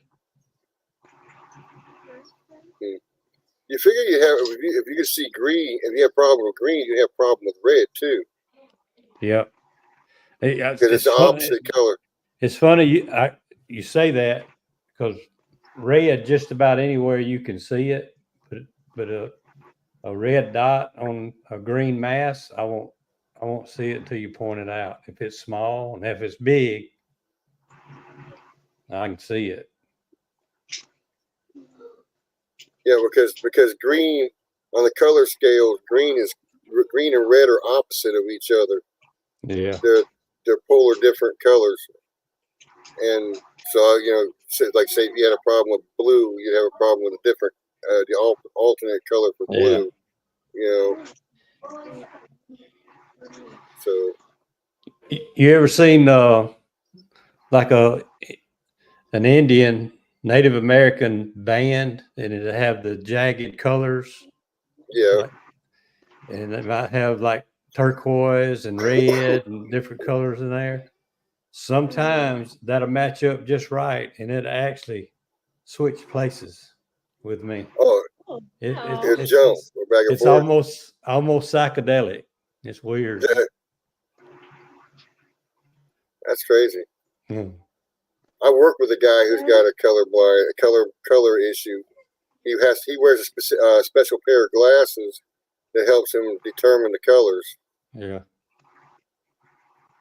That's Somebody like crap. asked me, said, "How can you be an electrician and be colorblind?" And, Yeah. and I told him that electricity don't care what color that wire is. That's my A wire's a response. wire. A wire's a wire. If you got to keep it the same way on both ends, it's going to work. Yeah, but I I work can see data too. I can see all those colors. You know. Now I couldn't be a phone man because I can't see those stripes on some of those. Come here, Sadie. Y'all say hey to well, Sadie. Hey, Hey, She made how you 7 years doing? old today. happy Happy birthday. Yeah, They Yes. said happy birthday. Oh, she Okay. can't hear us. Raise Yeah. her head. Well, Yeah, she's I'm gone gonna from little upload- girl to young lady. Y'all can tell her again. Happy birthday. Happy birthday, Yes. Sadie. How old are you? 7 years old. 7. Yeah. And she's one You of come from 7. 107. She's one Yeah. of 7. Kind Oh, of in the middle, ain't she? you got lots of brothers and sisters, huh? What's that, Lisa? I got one sister and one brother. Look at there. What's that say? Oh, Happy birthday, Sadie. Mm-hmm. She took me out to eat fish tonight. Oh. I heard that. Well, you buy that catfish. Mm-mm. You didn't eat the catfish? Papa ate the catfish. Oh, okay. She said, no, I'm good. I ate flounder last night. Mm-hmm. Look, she wanted gumbo, so she ate the gumbo. Y'all remember the little short that I made, or the little video I made on Christmas gumbo? Mhm. That was her daddy doing that. And he Oh, can make the best gumbo I've ever had. And somebody asked her, how did she like the gumbo tonight? She said, it ain't like daddy's. Mm. well, Not hey. even that good. Mhm. I bet she likes it with a lot of hot pepper in it, doesn't she? Mm-mm. No. Oh, come on. Daddy makes it pretty mild. I mean, it's spicy. It's good. It just ain't real hot. She's shaking her head, yeah, in the background. Yeah. That's how we like it too. Just a little bit of taste of spice in there. Mhm. Not real hot. If I want it hotter, I'll put some in it. Yeah. You pour that That's a spicy good- honey you make in there. Yeah. You see, Actually, the spicy, I didn't make it real hot, the honey this year. I infused it, and it wasn't real hot. It's just got a nice end kick, a little bit of warmth, and that stuff's been selling pretty quick. I've even made whipped honey, the cream honey with it too.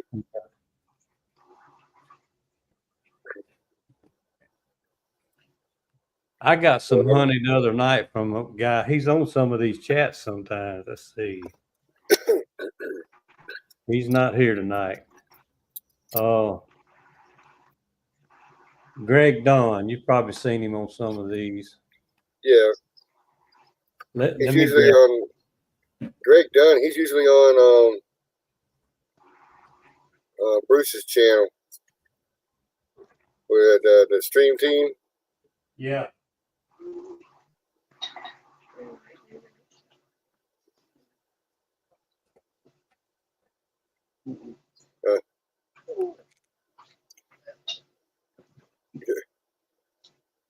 Old Jasper got to go follow her wherever she went.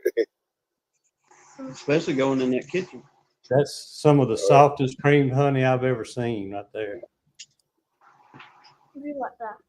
How smooth is that?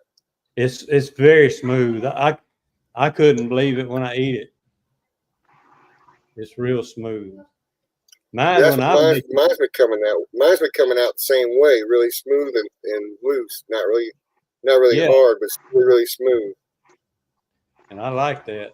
Mine's grainier when I make it. I might use this for seed.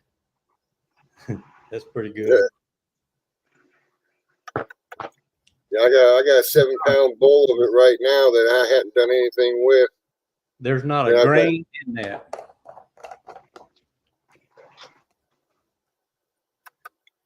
Because what you're talking about privet and stuff, when I thought I was pulling privet off my hives earlier in spring here, that stuff, I guess it had some of the holly bush in there. I think some people call them gooseberry trees. That stuff went to crystallizing really quick, all of it. So I've been having a bunch of whipped cream, creamed honey this year, real early, because of it. Although I have been taking some of it, making it and warming it up to clarify it, and it keeps from crystallizing for a while. That way, and I can sell it for liquid honey. So that's what I've been dealing with this honey iron here this year. Yeah. Some of it actually crystallized in the frame. Huh. And it wasn't from last year. It was all this year's honey. Some of it crystallized in the frame. I mean, don't they have a problem with that up north? And they say mostly like in them canola fields and stuff like that, they have to get on it pretty quick. Yeah, that's what I remember hearing people them say about the canola. Brad was talking about that, how it'll set up real quick. You got to get it out of there real quick. And James, actually, both. I think I said it.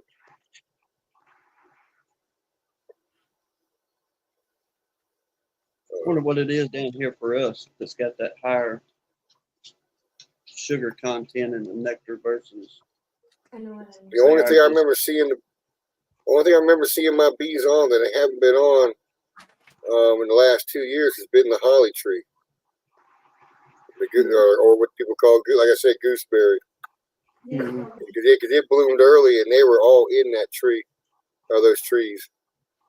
So I'm wondering if that had the effect. Because I mean, there's still fresh white comb, and it was crystallized in the comb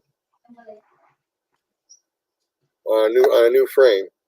So that's why I know it's not from last year, because it's in fresh white comb. Mm-hmm. So it's some of the things that's going on this year has led me to just to look at some different things, because I didn't expect any of some of the stuff that's coming along.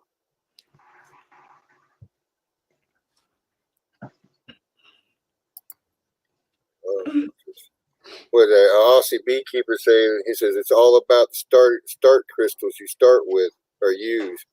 You can grind a small batch down to a superfine crystal, and when you put it into your honey, it'll take on that same crystalline structure basically and be smooth. I guess. And that's why I think that mine's that way this year, because I caught it real early. It wasn't all gritty, heavy crystal.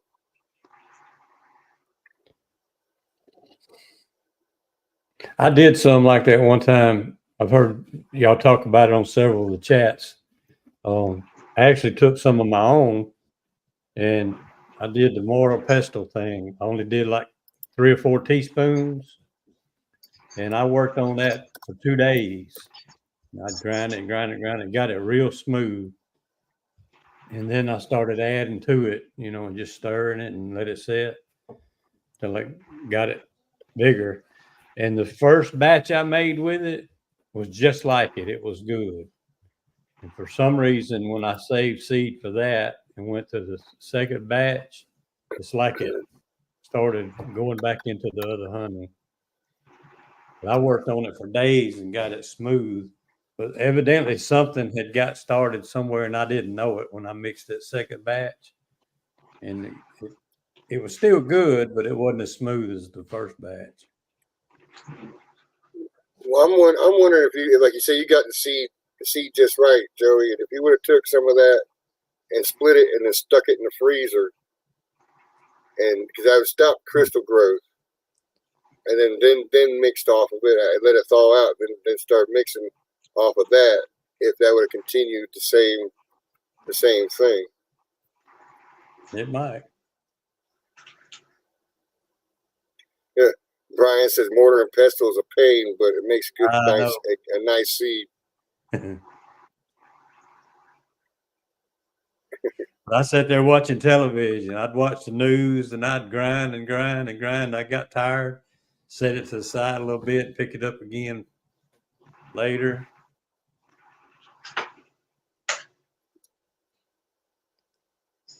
I just don't have a market around here. I made it for 2 different years and it just didn't move. I'm just in the wrong place for it, I guess.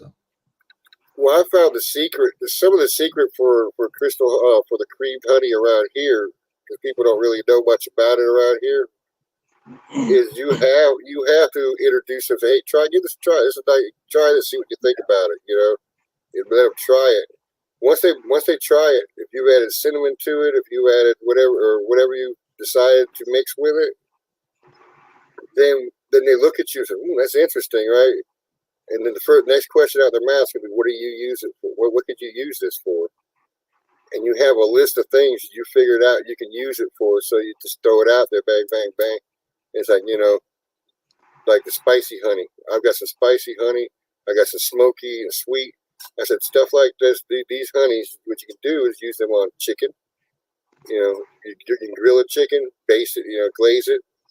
I said, you can use it on pork, you can use it on fried chicken, you can use it on biscuits, and I just lay out a list of different things you can use it for and make with it. And then they're sitting there looking at me like, I never thought of that, Or like, my cinnamon honey. The best thing I found that goes on is sweet potato. You buy one of them big old honking sweet potatoes, you bake it, cut it open. I mix a little bit of butter in there, and I throw 2 teaspoons of the cinnamon whipped honey in it, and mix it in there. I'll never go back and eat anything else in it. I'll never go back, especially that for honeys. I made that honeys from scratch, the butter from scratch too, by using heavy cream. Yeah. Now, which one made what taste better? The tater made it taste better, or did it make the tater taste better? I don't know. Hey, I don't know which was better. Yeah. Depending on the tater. Yeah. Depending on the tater, yeah. The brand of potato. Yeah, and it goes great on cornbread too. If you like spicy cornbread, yeah, that's what Brian said for Flower Street. But and some of the things I've taken from Brian, what he said, and I've taken it to heart because if you give the honey the hometown story, it came from my yard, half a mile from here, or however mile it's in a 50-mile radius. It's still local honey. It's as local as you're going to get.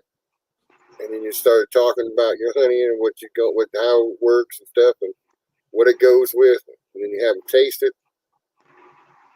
And it's building that like hometown story, which Brian talks about. Yeah, we mentioned that in a meeting the other day, matter of fact, I was at a meeting where Greg Don was at. We were talking about that, and somebody had asked me, was this honey from one of my local yards? And I said the bees were probably in your yard on your flowers at one time. So can't get much locals than that. Lord, no. Yes.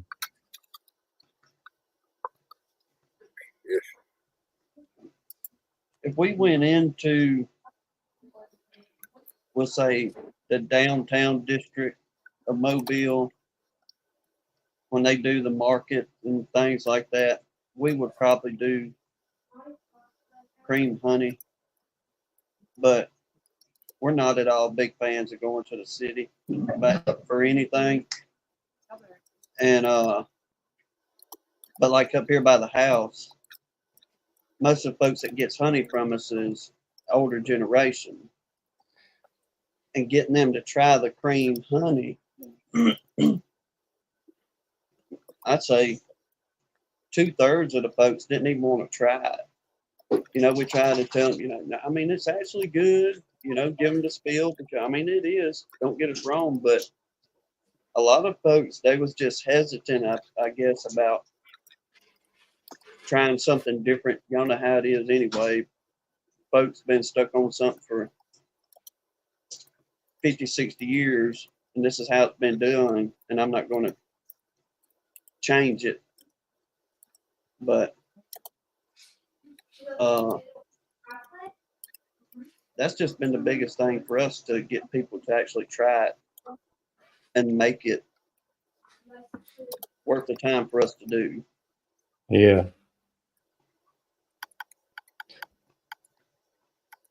We never have done any kind of farmer's market. I could probably move a lot of it if we did. A lot of times we're not around on weekends when they happen around here.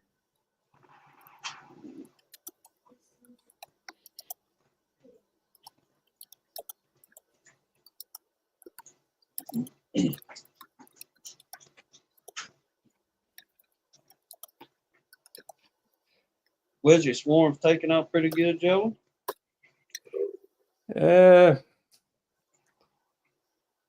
You talking about the one I just did a video on? Well, I Just guess recently? all of them really. Oh I yeah. mean, you had Some of them I've got third boxes on them, and some of them just kind of like linger around in one box, you know. So, one of the swarms,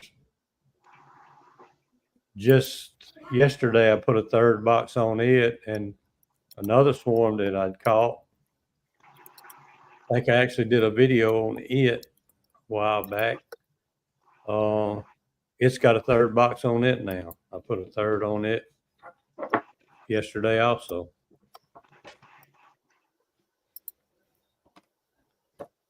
I don't know how much honey I get out of them.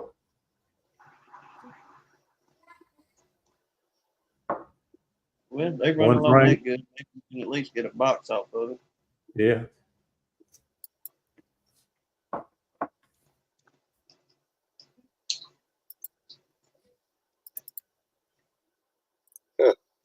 YouTube tried to tell me I'm spamming because I went and wrote two messages in a row to Aussie.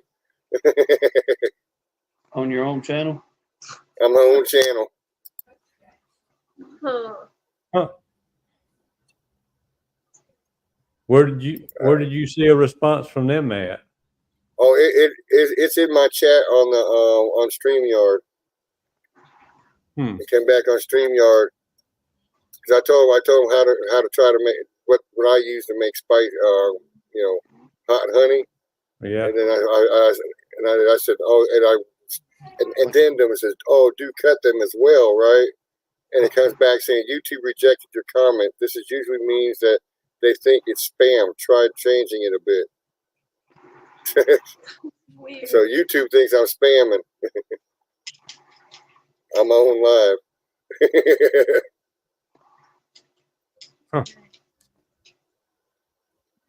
That's kind of weird. Because technically we're using a third-party program to stream into YouTube. You know? So you're not running directly off StreamYard? You're going into StreamYard, then going into YouTube?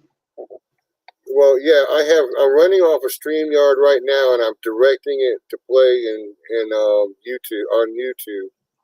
Okay. That's why.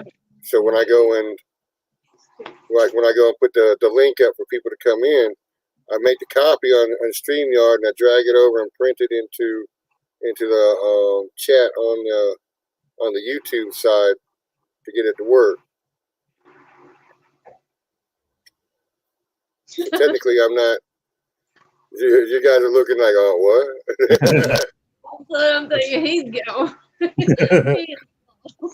Well, where I got lost at is because, like, when we do our lives, you hit the invite guest, which we're doing it off a cell phone. We're not doing it off a computer, but it says invite guest. Okay. You hit that, then it gives you the link. It says to copy it. Okay. I hit the copy button. Then the only way that we can do it is go into the comments section on StreamYard, not into YouTube anywhere. And then But it doesn't play off the stream.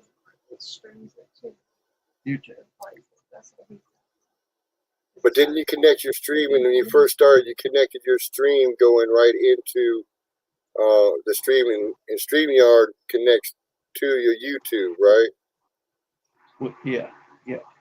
So technically, your comments in StreamYard are connected to YouTube anyway. They go to YouTube. Okay. I got Yeah. clarification. But You're right, I actually make a copy. I make a copy in StreamYard, and I actually physically paste it into the comments in my physical YouTube because I have it open and running in the background. So you're doing it different. You're dropping it into the comments, but that's still connected to YouTube. It's just that I gotta wait for the little dot, little heart to get above the heart before I can pin it. Yeah. I had to figure out how to take it off on ours. Lee ain't coming up with that info. I know he said it one time a long time ago, and I didn't pay attention to it.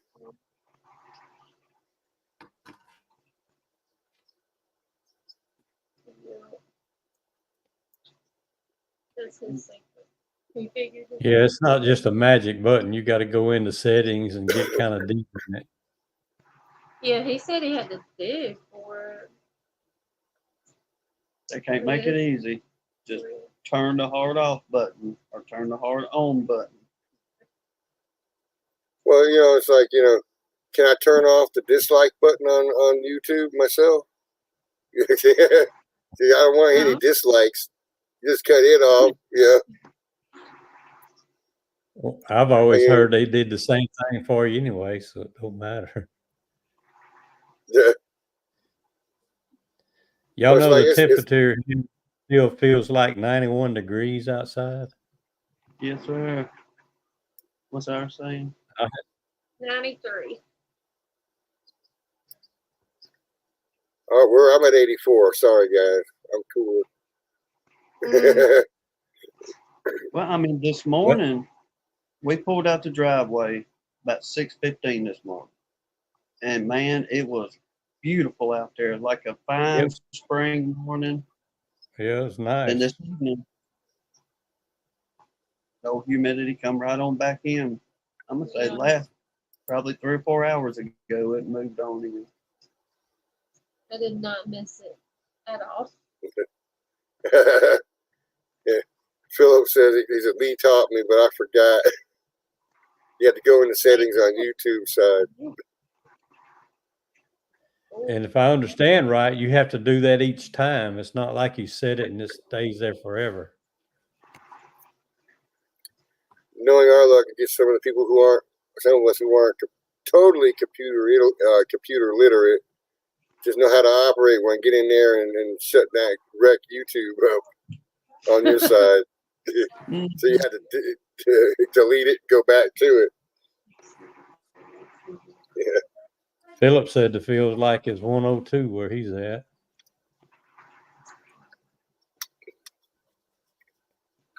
I'm gonna tell you, Philip, there was 113 one time when I rode a motorcycle down I-35 from Austin going to Georgetown, north on I-35, and it felt like I was riding in a convection oven going It's down the hard. road. So It's hard to get air when it's that hot too, yeah,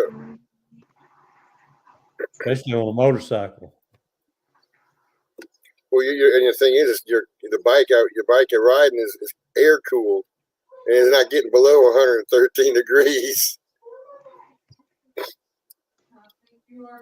So you got a bike acting up on you as well, trying to keep cool, and you're trying to catch Yeah. some sort of breath at 113 degrees. Well, you got the sun beating down on you, then you got it turning around and coming up on you off the asphalt. Then you got, like you talking about, if you ride a motorcycle or something, you got the asphalt and the heat of that motor on top of you. Yeah. So I mean, I had to stop at a doggone convenience store to get eye drops just so I could blink.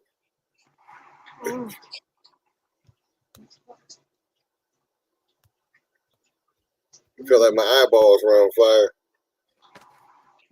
I meant to record a little bit of this the other day we come home, but last week, whenever it got real hot and humid around here, I've got a frame out there, or a foundation, hand frames, just lean beside one of them boxes. And after we got home, let old Jasper and them out. I'd walk down there to the bees, and I noticed that the foundation was real shiny looking, as if it, had been rained on or something. I'm thinking, hey, it ain't raining around here. I knew that. I stuck my finger. This ain't no joke. Stuck my finger down on that piece of foundation and run it across just a little bit. Whenever I pulled it up and that air hit that wax started drying immediately. So it done leveled out the old stuff that we had rolled on there, I don't know, several months back. It done heated it up enough for us again. Just sitting out there in the sun. It's like 60 degrees in New York. I know. I was reading that.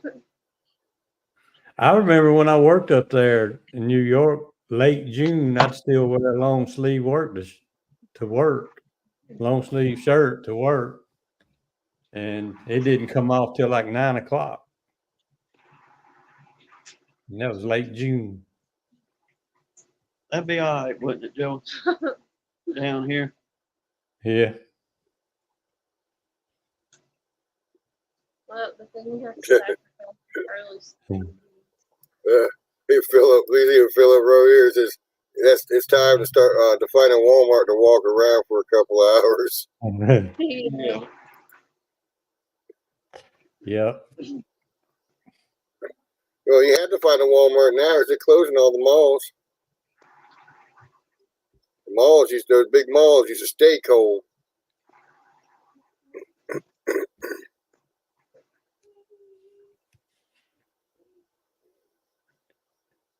Phone updated. My 91 now feels like 100.1. Yeah, Philip's talking about you need to put a sweater on. It's a cool front coming through. Cold front coming through. We went to 101. We don't have. I remember being out there in Texas, man. It's like it seemed like we went months at a time at 100 degrees or better, triple digits. Well, I mean, I last think you year only- got bad look at for all of us down here. Out there, well, especially Philip and them out there in Texas. They sure enough got it. Him and Brian. Yeah, I mean, I remember in Texas it got so hot. I mean, you had spring. I think for 2 weeks the grass was green, and then it go crunchy brown like it does in the winter, all the summer, and then fall get green for a couple weeks again, and then doesn't go brown because it started getting cool again. You know. So you had like 4 weeks through the whole year the grass was green. The rest of the time it was dead and brown.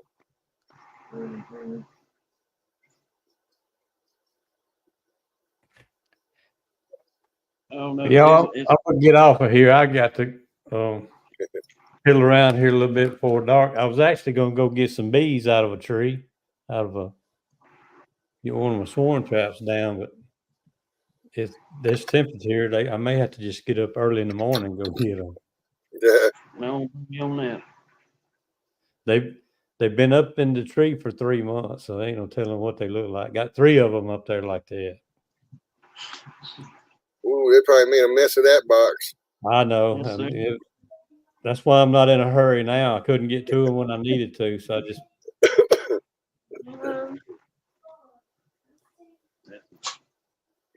Um, They made their own pathways. Yeah. I'll see y'all later. It's good talking to y'all. bye, All right, Joey. take care. Later, Joey. Thanks for coming.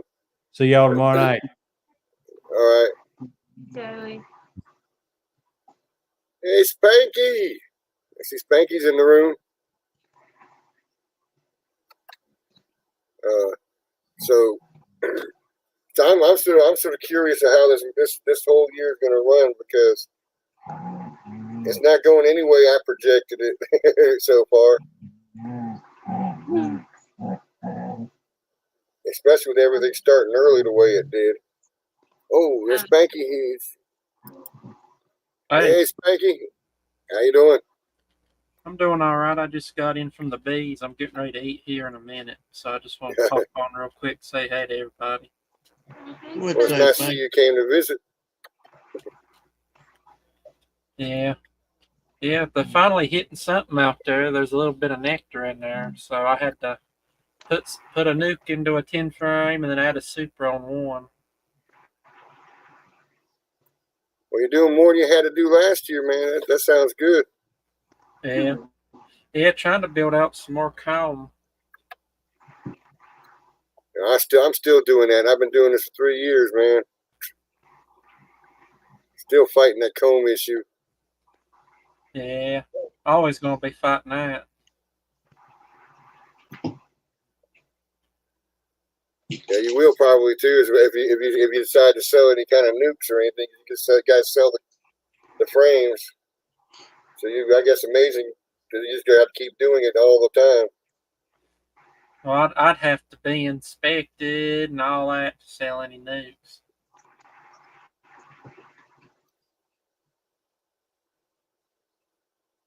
How many inspectors y'all got up that way, Spanky? Like far as your area? Not a whole lot. We got more than one for the state, but we don't have a whole lot of them.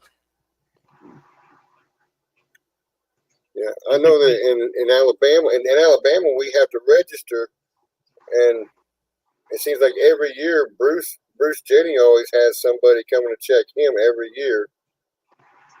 But I haven't seen one since I registered my bees. Or even gotten a message saying that they were going to come visit. Yeah. I think it's just whatever location they're close to, because I only think we have one, no more than 2. And I think it's just the one guy that would check on you and Bruce. Then he or she would come over here and check on us, 2.5, 3 hours away. So a lot of that, far as I think in Alabama, is just being, if you're close to the inspector, then you're liable to get hit unless you may call for an inspection for whatever reason you would want the state on your property. But I mean, we register too, and we've yet to have a phone call or anybody show up talking about, hey, let's see your bees and see what y'all doing out here. Yeah, this year my inspection, my registration fee is going to be more in August this year. I have twice the bees I had last year.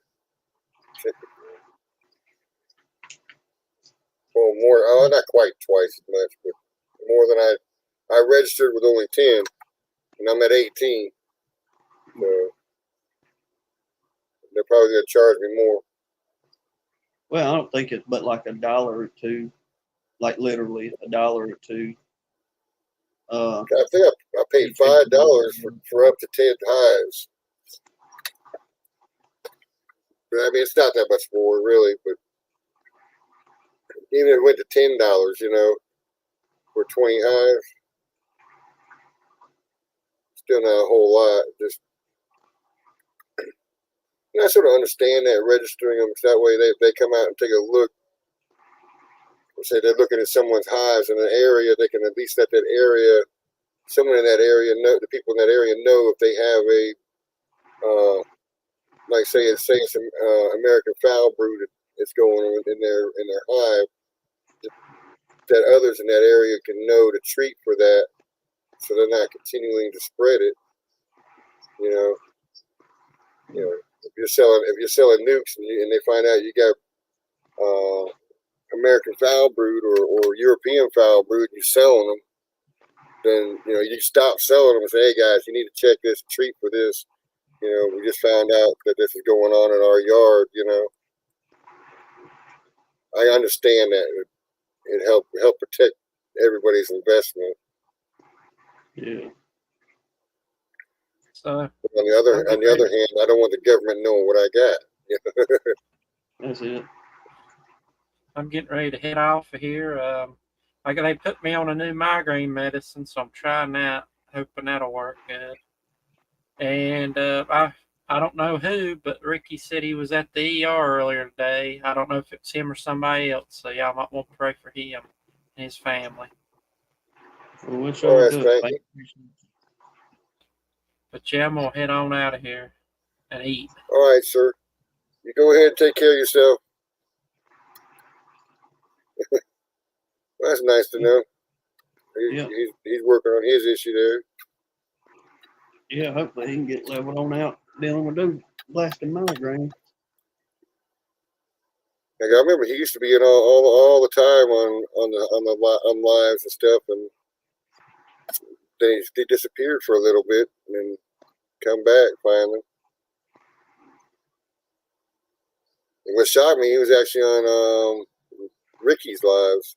I didn't know him and Ricky were that close up there, you know, or that connected. Mm. Well, I don't think they're really too far apart from one another that I know Well, of. they do a lot together. They do a lot together from what I've seen. Some of the videos like that. David But in a says way- in New York, there's no charge for registration, I guess. Yeah, and somebody else was saying that too. Shane, I think. Yeah, somebody else was saying it a minute ago. Ain't no charge. Isn't Shane still Australian, or is he Canadian? I probably insulted him either way. Shane Ziggy is Canadian.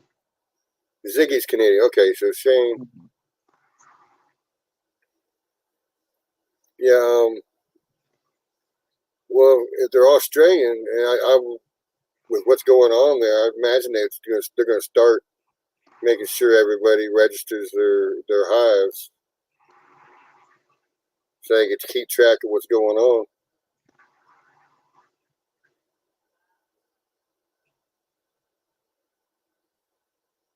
Yeah.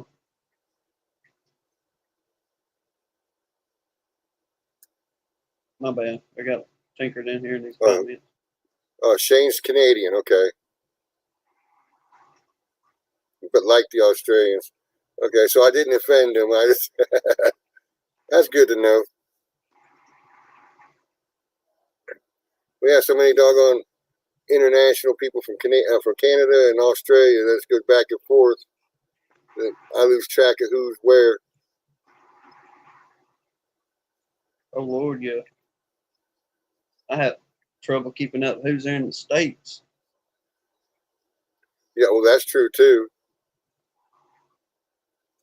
What'd say, There Ty? was a while there. I used to have everybody's name wrote down, and then I went and moved my desk. Now I can't find it, so it's like, okay, I might start all over again. So I remember people's names when I see it.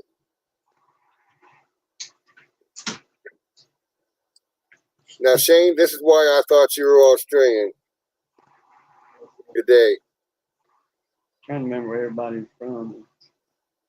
Denise says they're from Wyoming. Wyoming. Wyoming. Is that Wyoming and Miami? Wyoming, huh? Get up.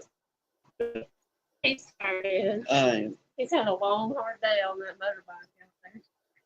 Oh man, I imagine he's gonna find a bunch of bugs when he brushes his teeth tonight. I know I got a boot Grin. full of bahia seed and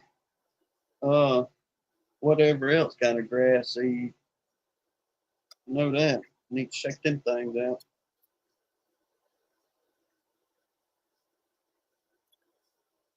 Yeah, I noticed today when I was out working on the bees, I looked up at that my tree and lilac tree in the backyard, and the bumblebees are all over that.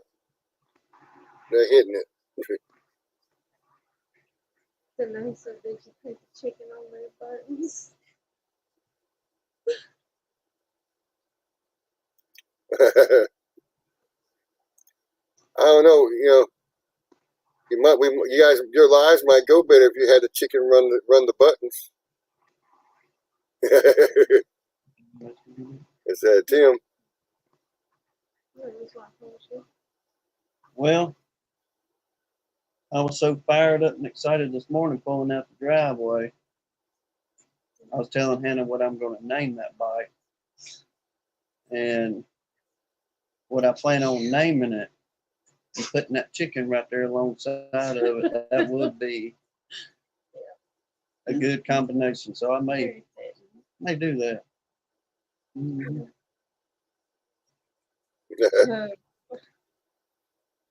Call it robot chicken, robo chicken. That video today. You talking about a normal home, but yeah. I have to make a short out of that tomorrow. Oh, so Hannah was videotaping you riding around, huh? Yeah, I took like a 10-second video of him acting like a dork before he sped off on that thing. I'm gonna try to upload that tomorrow as a short, maybe, because it was pretty funny. I stood on that front porch and died laughing at him. Like, it's never a dull moment.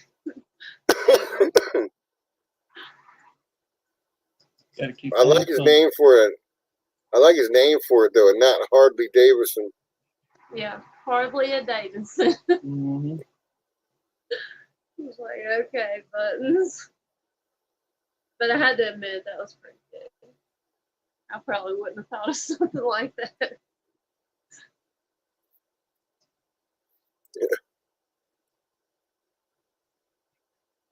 Oh no, we got to go up there again tomorrow. And besides my bike riding, we are going to call it quits on the trap out at the school. That's a complete failure. Ain't happening. He's tired of it. So gonna go rummage all that equipment up and pull the wire off and just let the bees have it. And if the school wants us to cut them out, then we'll do it when we get to it. Then I would have them have a professional go and cut that doggone tree out. That's what's pathetic. They're not even going to hire a professional. They conned one of the coaches up there into doing it on his off day. sure did. Well, And the I'd school wait till they got finished cutting it before I went up there. Then. Well, that was the thing. We got to cut the bees out so he can cut the tree down because he's allergic. That was the only thing stopping him from going on and taking the tree down because it needs to come down. But we were like, there's no way we can cut the bees out and y'all can save the tree. If we do that, it's gonna have to come down. But I don't know. Here's how cheap the school board is anyhow, because they wouldn't have to pay high dollar for a tree service to come in there. The school board has a part in the school system of a tree trimming crew. That's all they do is cut dead trees down around the school, or limbs, anything like that. All they do is tree trimming. So it ain't like they would have to spend $6,000 to get the tree cut down. They would just have to pay their crew their hourly pay. The hourly wage, yeah.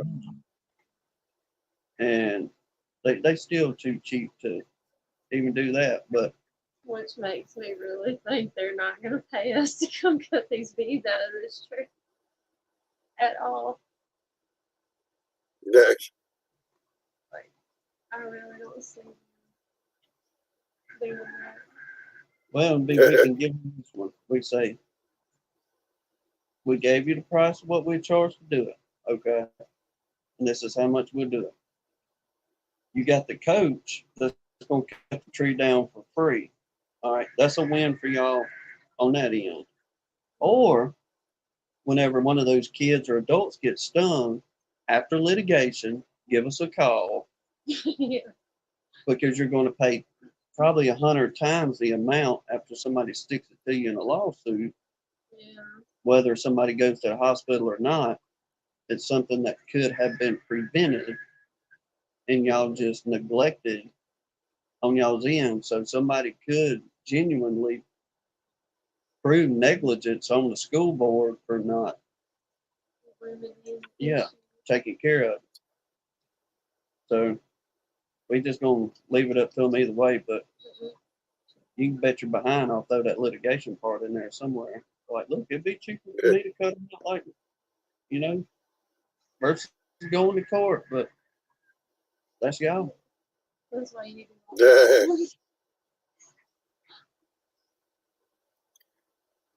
You at least you have both legs to stand on that one. Oh yeah, we got it documented and the whole shooting match. Oh. You put it all over YouTube for your documentation. It's everywhere. They might even call you for an expert witness for the plaintiff's side. You cut me in on your pay and I'll be there for you, Bubba. Yeah. Yep. $10,000, I'll tell you everything you need to know.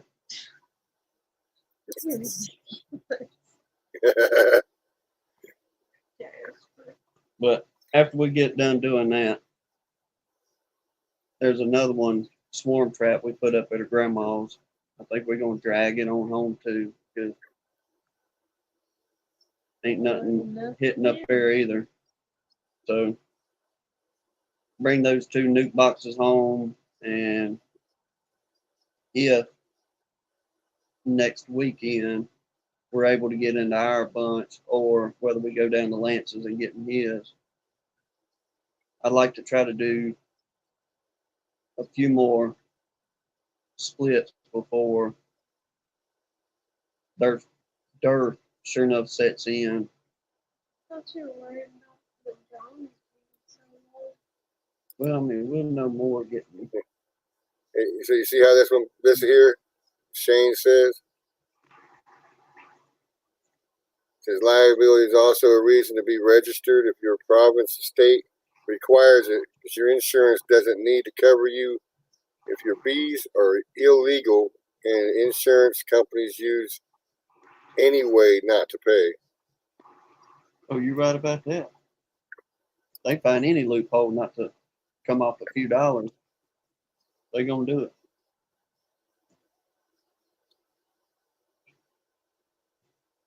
That's one of the reasons we just went on. We got registered and reading up on some of the stuff of how the state will help you in some ways. And with you being insured, you can get a reimbursement for any loss. And we kind of had some clarification on that not too long ago with a guy around here that a bear had gotten into his colonies. Well, the insurance company was trying to pull the wool over his eyes. We're not going to pay, and this and that. So the dude told the insurance company, said, look, send an adjuster out here to physically put their eyes on this instead of y'all just not doing anything over the phone. And he said he kind of went back and forth with them for a week or two. Then finally they sent an adjuster out. And he said, man, the adjuster wasn't there 5 minutes and seen that, you know, there were claw marks from the bear all on the boxes and everything was tore to here and there. And he said the adjuster went to writing paperwork right then and said, hey, look, we'll have you a check in a couple weeks. You're good to go. Maybe sometimes like a farmer's policy or homestead policy. I forget what he called it. I think, yeah, I think it's like a homestead. I mean, livestock policy. Livestock insurance policy. I have to check into that. Yeah, I got quite a few. But he called it something like that. It sure saved his tail. Yeah. But he had a brilliant solution though to keep it. Did you tell him how he rebuilt? Mm-hmm. Like to keep it from happening again. He bought 2 of those huge, Connex box. yeah, Connex boxes and set them however many feet apart. And then he built like a platform on top of them. And that's his bee yard. Like literally, he climbs up an extension ladder to get on top of this platform. And that's where he's keeping his bees now. How many colonies did he say he had? Oh, he had, I don't know, 30 or 40 of them he had stuck up there on them Connex Yeah. boxes. Huh. But you know, like she's saying, a big platform or dance floor, whatever you want to call it. I mean, literally. But the only thing I thought was only 1 or 2 ways to work that. It's kill your back, toting them boxes up and down an extension ladder, or invest in a tractor with some forks. Yeah. That way you can pull it, you know, set the Like a boom. pallet or something up there. Mhm, Didn't you set say them you up on had that. I think. Yeah. Because that was my first thought. How in the world did you negotiate honey supers up and down that ladder? How do you get the boxes of bees up there? That's I'm my pretty question at sure the beginning. they had a tractor Yeah. and just like lifted everything up and then would climb up there and offload it from the bucket or whatever he's got.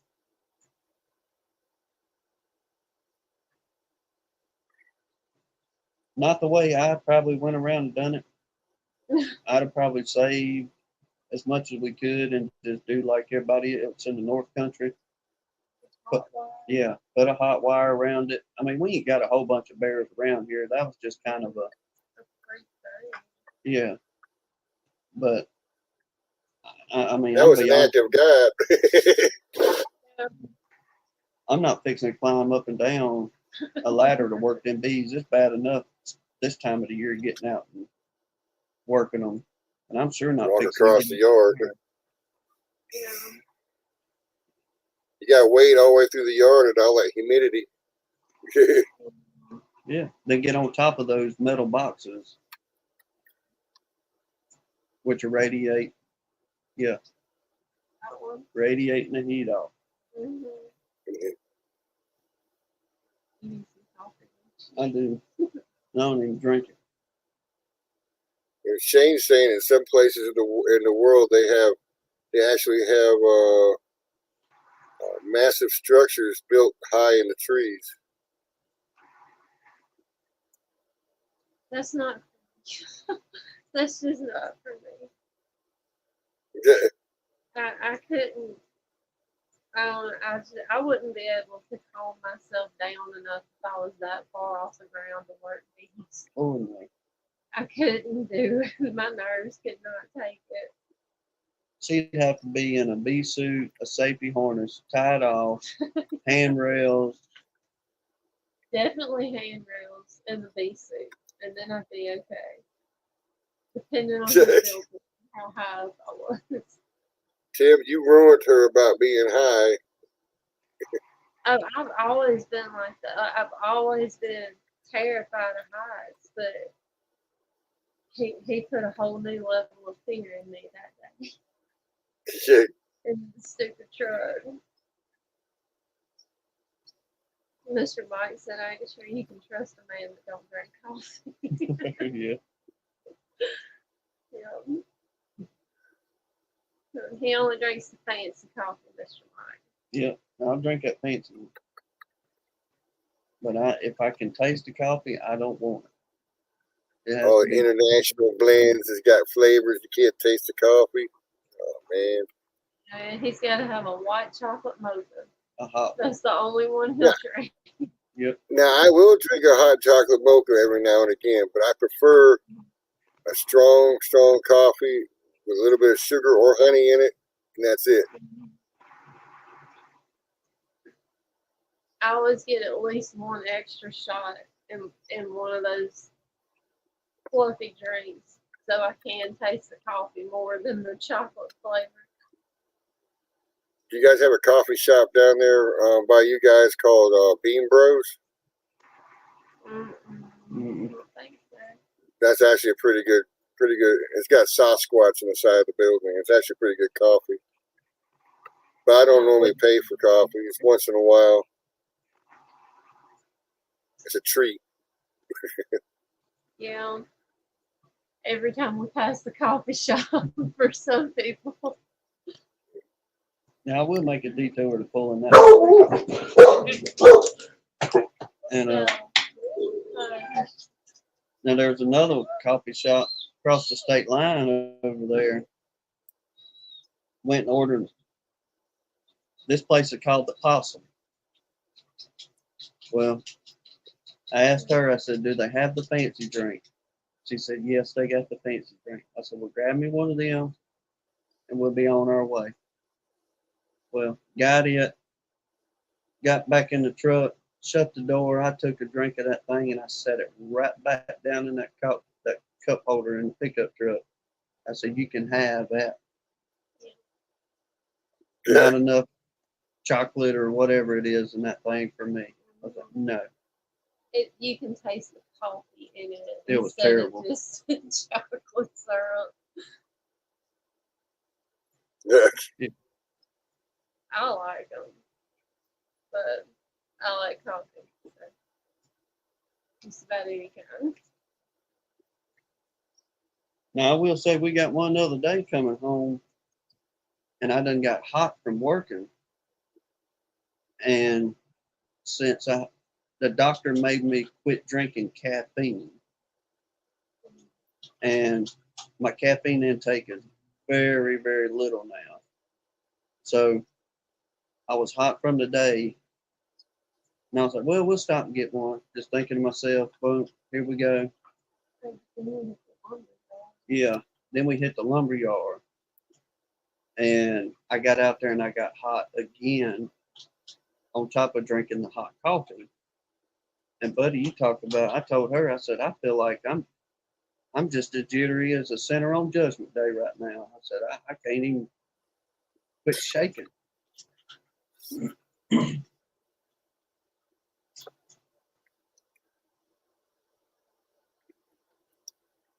They have you on medication for that, Tim?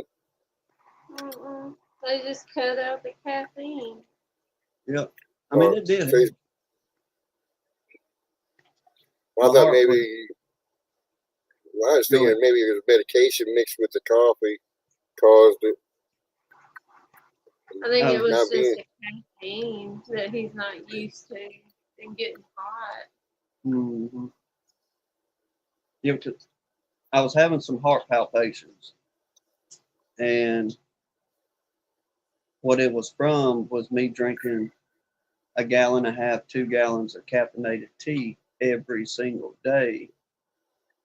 And the doctor told me, he said, look, you need to try to rest a little bit better and quit the caffeine. So I quit the caffeine, kind of started resting a little bit better. And It all got better. yeah, Thank God. thank the Lord, it leveled itself out. But now whenever I drink anything that's got a bunch of caffeine in it, I mean, it amps me up, I guess, because I'm not drinking it anymore.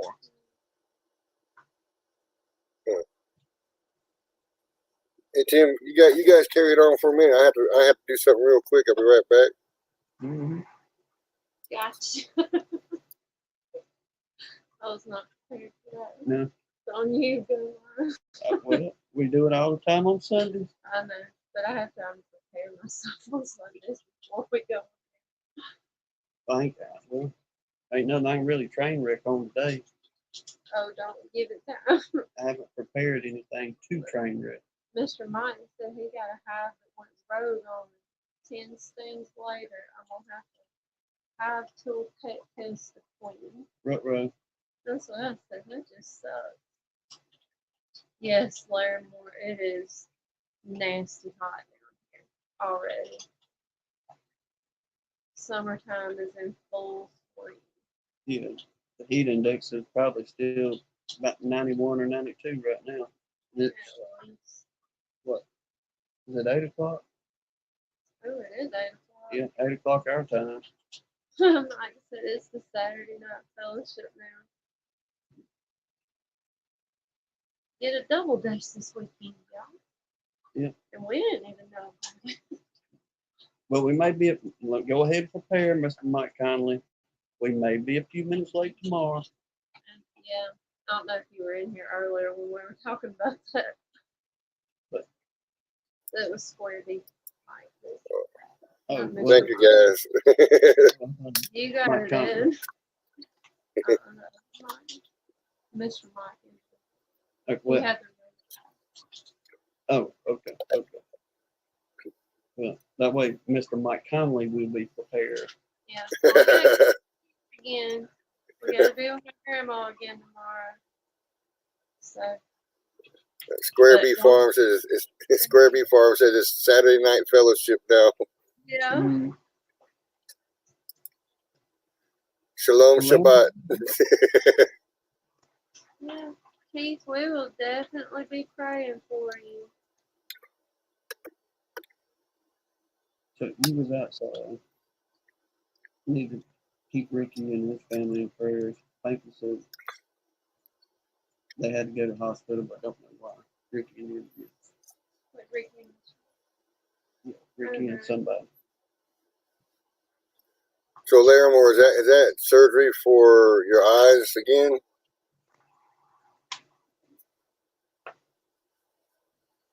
Lord willing, you'll get some benefit from it if you go through it again. Keith. Yes. Mr. Mike said, I hope you know that my time is.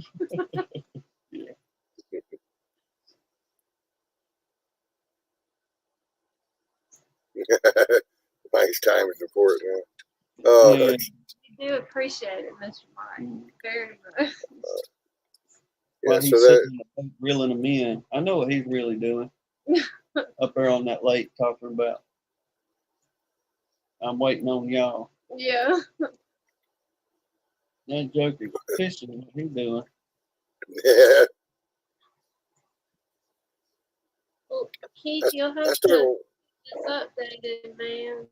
Let us know when you go in for surgery.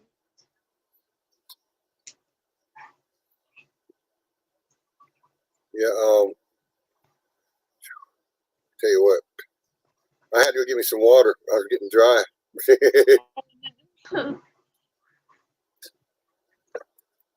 She'll let Jasper take the video. So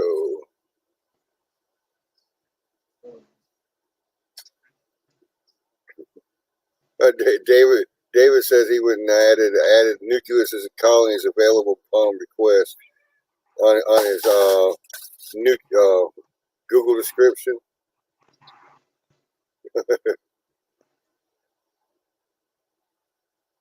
That's Hey, really baby. interesting. I didn't think about doing that.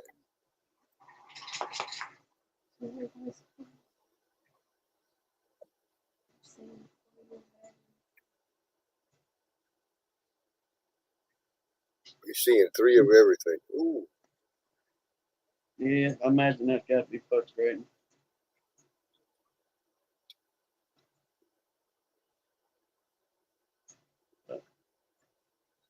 We're gonna keep Hey, on Michael praying. Tangway. Find out.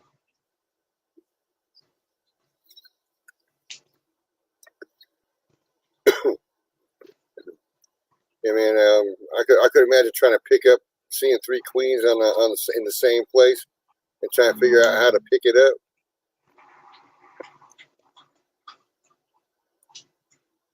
That'd be a mess.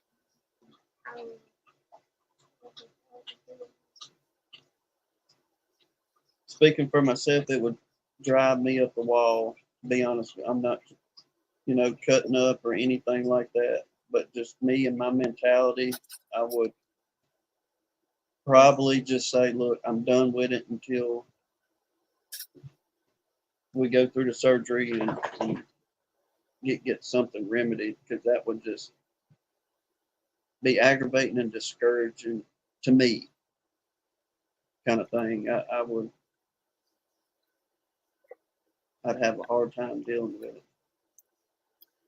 Well, do you think about the way we like getting into the bees? And if you can't see what you're doing properly, I mean that's got to be that has to be frustrating. Mm-hmm. In that aspect, not just counting anything else.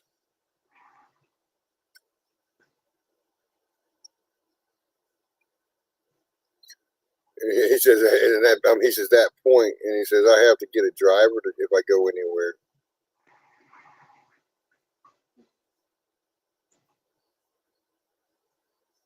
I'd really be a nervous wreck then, because I'm the one that does all the driving. They'd be like, she's got to drive? Yeah. Where's that passenger brake pedal at over there? And here come the jokes, y'all. Like I'm a bad driver. She's an excellent driver. You just wait till you get hungry again. Mr. Mike got a newbie from House for Heroes. It starts Tuesday, it says, yeah. So, that is awesome. That's really awesome.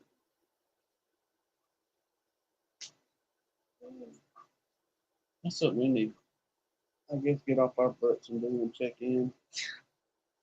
He said, go just walking back away slowly. Yeah. What's your, what's your Mr. Mike? Your Bible verse? Yeah. You really want to go there? Go ahead, Ed, before I get myself in trouble. Yeah, really. Well, I was thinking about Hive for Heroes myself, but then I started thinking about, I want to make it at least 3 years before I start trying to mentor somebody. And then this year throws me the curveballs it's throwing me. It makes me wonder, Well, if the you can only really thing mentor. for us is we can absolutely show you a list of mistakes that you don't Yeah. want to make. And we can tell you what those mistakes are. Can't guarantee you that I can tell you how to avoid them completely, but we can definitely tell you what we've learned not to do. Yeah, because if there's something you're not supposed to do, we've probably pretty well done it. Probably. But we have learned from a majority of it. I will say that. But it's Yeah. just the school of hard knocks, if you will. Extremely.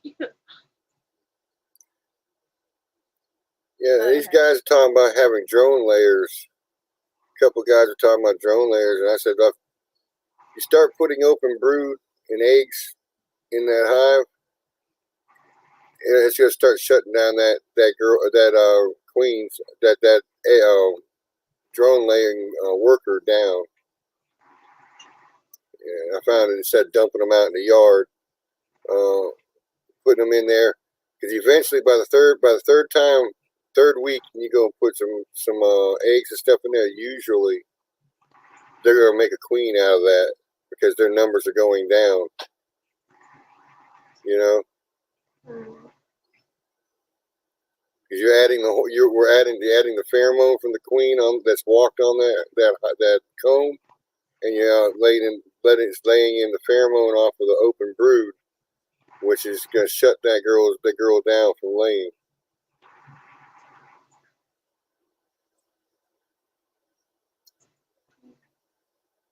Depends. I mean, then again, it depends on how far they went. Now, if that thing went so far, she just filled every frame in that hive. Well, then you probably have no other choice but dump it. But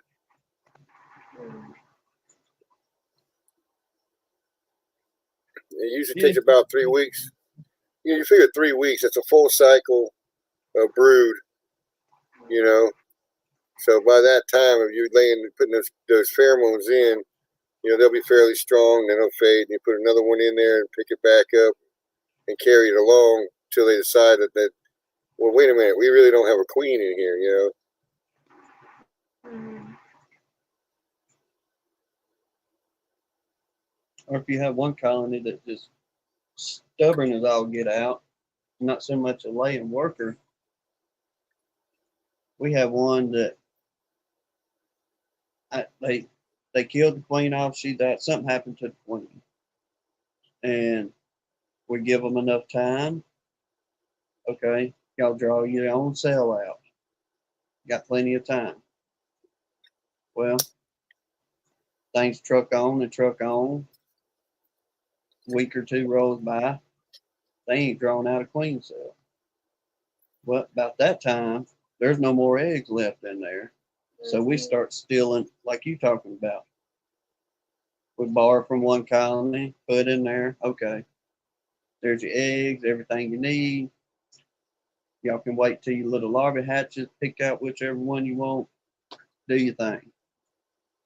And man, we went for, I'm gonna say about 2 months back and forth with this one little colony before finally they drew out. It wasn't no more than 3 cells, queen cells. It wasn't many at all. And they ended up eventually requeening. But it took them, like I say, a couple months before they acknowledged the fact of we're going to do it. Mhm.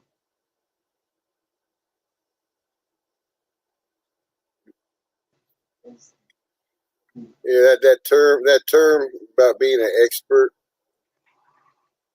I broke it down. You know, its components. You have X and spurt, right? X is a has been, and spurt's a drip under pressure. I'm never either one of them. So, I'm not ever going to be an expert. I may be proficient. I may be proficient at what I try to do, or work to that, to a competent proficiency. But I'm never an expert. I don't think I'll ever get there. I have found out oftentimes, not all the time, but many times whenever folks go to jawing about, oh, I'm an expert. Well, let me see what kind of crap you fixing to feed me now.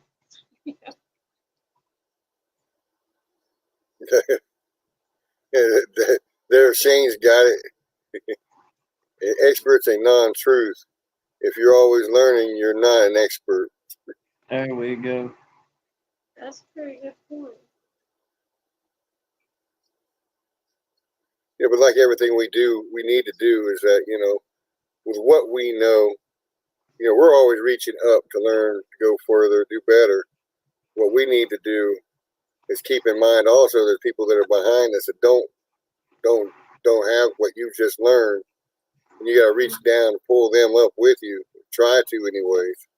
So it's a two-way street, you know. Absolutely. That's the way we believe in working. You know, we can learn off the ones, you know, the Bob Bennies and and men and women like that that are willing to share good, clean knowledge and super simple ways to do it. Then at the same time, like you saying, look at a brother and sister in their first year of beekeeping trying to figure out, well, something simple as, are they bearding? Are they swarming? Well, I mean, don't knock somebody that asked that question, because there was a point where you didn't know that answer.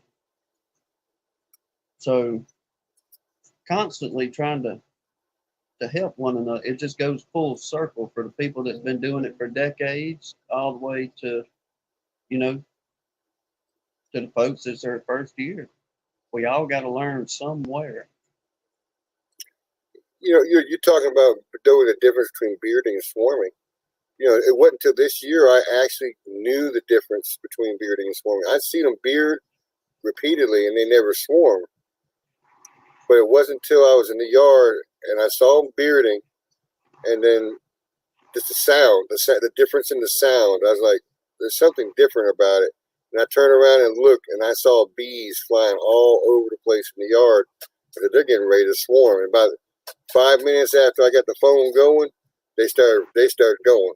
And I'm like, you know, it wasn't until you've been in them bees enough to know when they're queenless by the sound, when they're doing all right by their sound, and then when you see them bearding and the sound's different than normal, you know, they're revving up to take off. Is what it sounds a little louder.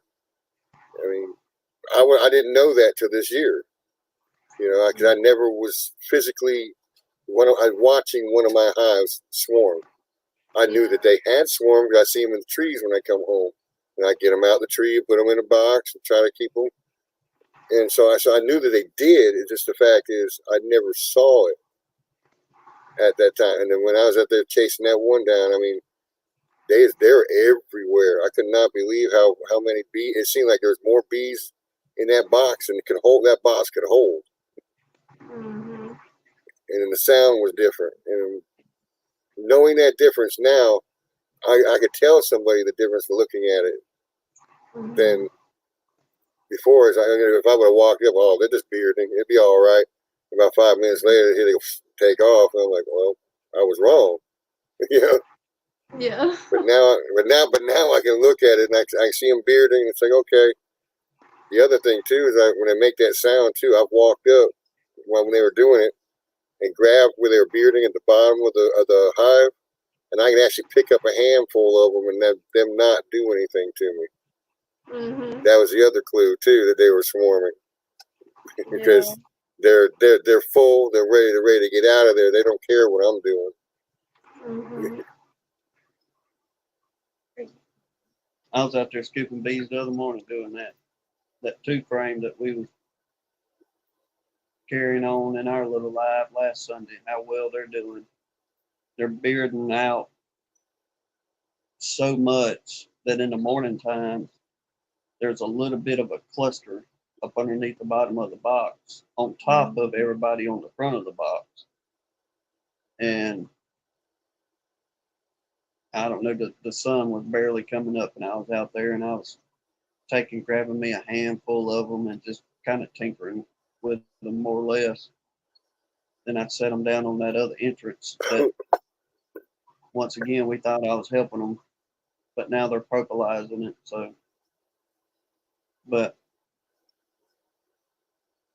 the main thing is just get out there and sit and listen and watch your bees and start picking up on those different signs of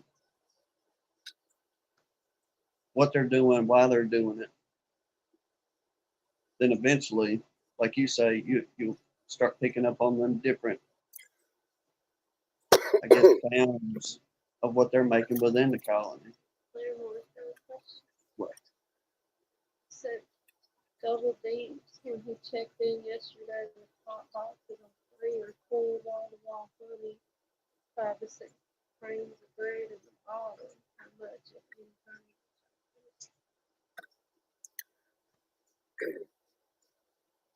You got 3 boxes. 5 to 6 frames of brood. Well, he said on 3 colonies, the top boxes are full of honey, 5 to 6 frames of brood in the bottom. Well, if we still got a flow going, he could pull all 8. And if there's still the flow's still going, and they'll backfill it, just put them back in wet, and they'll start filling it. Yeah. But now, if he's at the end of a flow, I wouldn't pull more than 6, leaving 2 frames because you're gonna have honey in the bottom box anyways. That's my opinion. He's saying no flow. I wouldn't pull but Oh, just a no couple flow. frames, Larry Moore. If you want a little stash for yourself, Yeah. then pull a few frames here and there and let them rob that out away from the colonies. But there ain't no flow, I wouldn't put them back in there wet. No, I Let wouldn't them put them rob back it. in with no flow.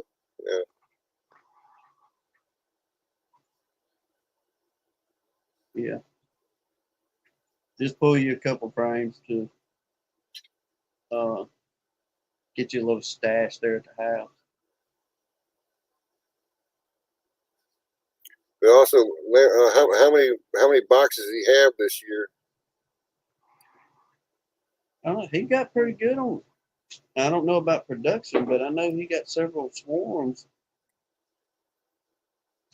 Because see, if he pulls a few out of each box and replaces them with blank frames, like checkerboard them, put in and then let them rob out, that he'll have some drawn cones to the side too. But if he has more than one box, he says 3 are filled to the wall. Okay, so the 3 boxes, he can make himself a pretty good decent little pull off of those 3 boxes.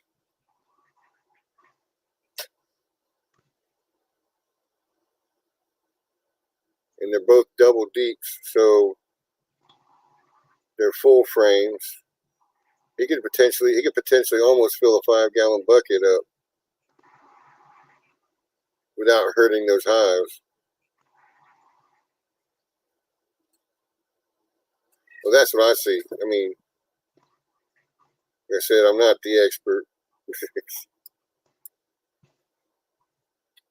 15 production and 14 swarms.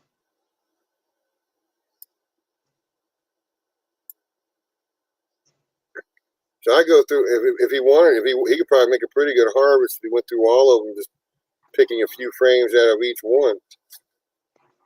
Mm-hmm. That probably most likely what I do is just 3 or 4 out of That one, way- 3 or 4 out of another. Because what my plan is this year, I'm gonna get what I can get right now, without pulling all from them, and then I'm gonna leave them with some honey like I did last year over the winter.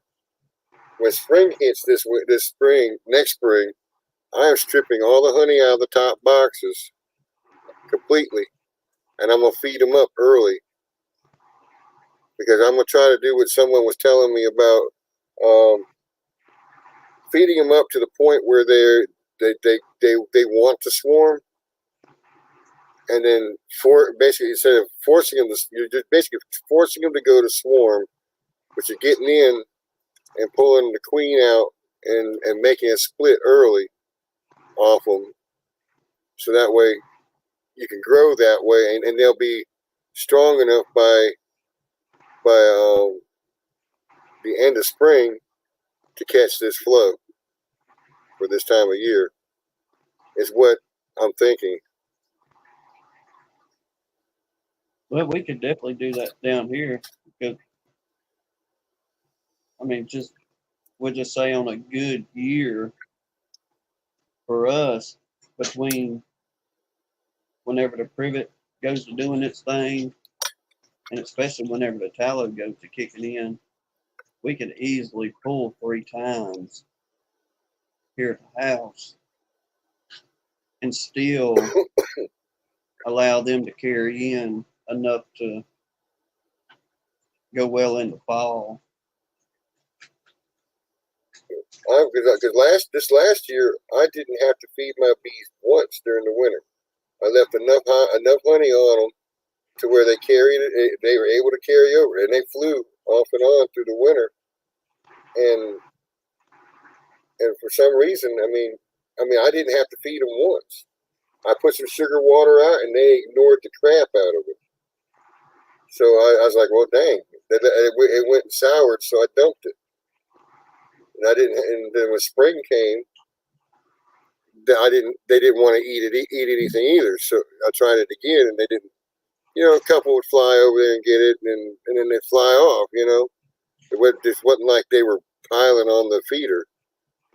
So that's where I've come up with the idea of thinking that maybe in spring what I will do is pull all of what's there they have carried through the winter out and just get rid of it. And then what I'll do is I'll feed back all the frames, put them away, you know, in the boxes. So when they start needing them for the flow, I have them to put back on them. It's a thought that I have as a rotation. So what I'm looking at this year.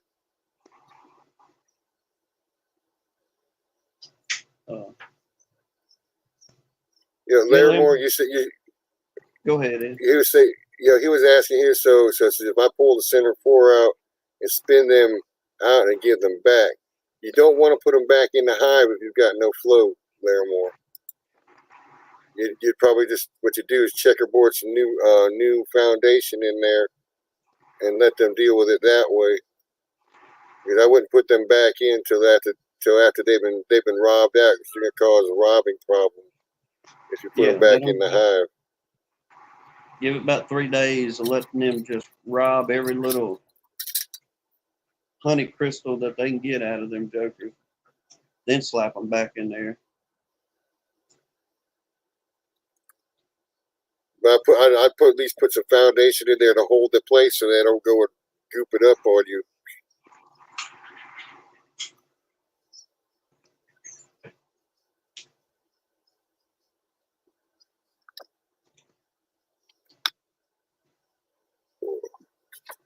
Mr. Norm wants to get on my darn laptop tonight. His little critter, where'd she go? I was gonna grab her and show you guys that little net case. Because she's a net case, her name's Peanut.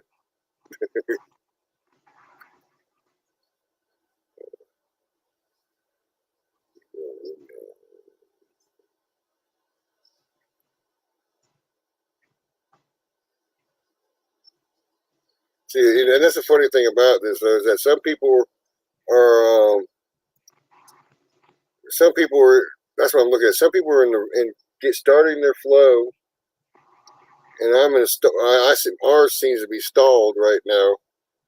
It should be like faucet on, and it seems like it's stalled for some reason. Yeah, because usually we'd be in the boat like Larimer's talking about. We don't get out there and pull something. We're going to be honey bound in a quickness. Yeah. But so last year we pretty well knew because of the late frost, okay, ain't much going to happen. But this year, man, way everything bloomed out and appeared to look, we thought it was going to be one of those years of, once again, we need to get out there and pretty well spin everything off of the privet and get ready for the tallow. Because usually they'll start drawing out off that privet good and heavy on top of backfilling with that nectar on it. Then whenever your tallow comes in, you can have some nice frames already drawn out from a month and a half ago with them working on the privet.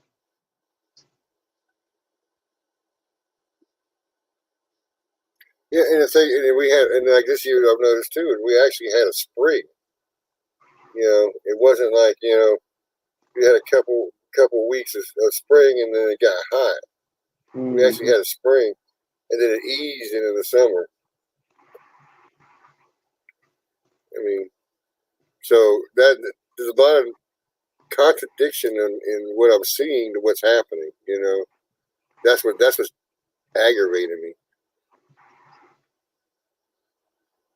What I expected to see because of the way things were going. You know. And that's what's frustrated me. And I just keep pushing on, but you know, and make notes and mental notes and write things down about what I see, so that if it happens again, I say, okay, I have an idea what's going on. You know.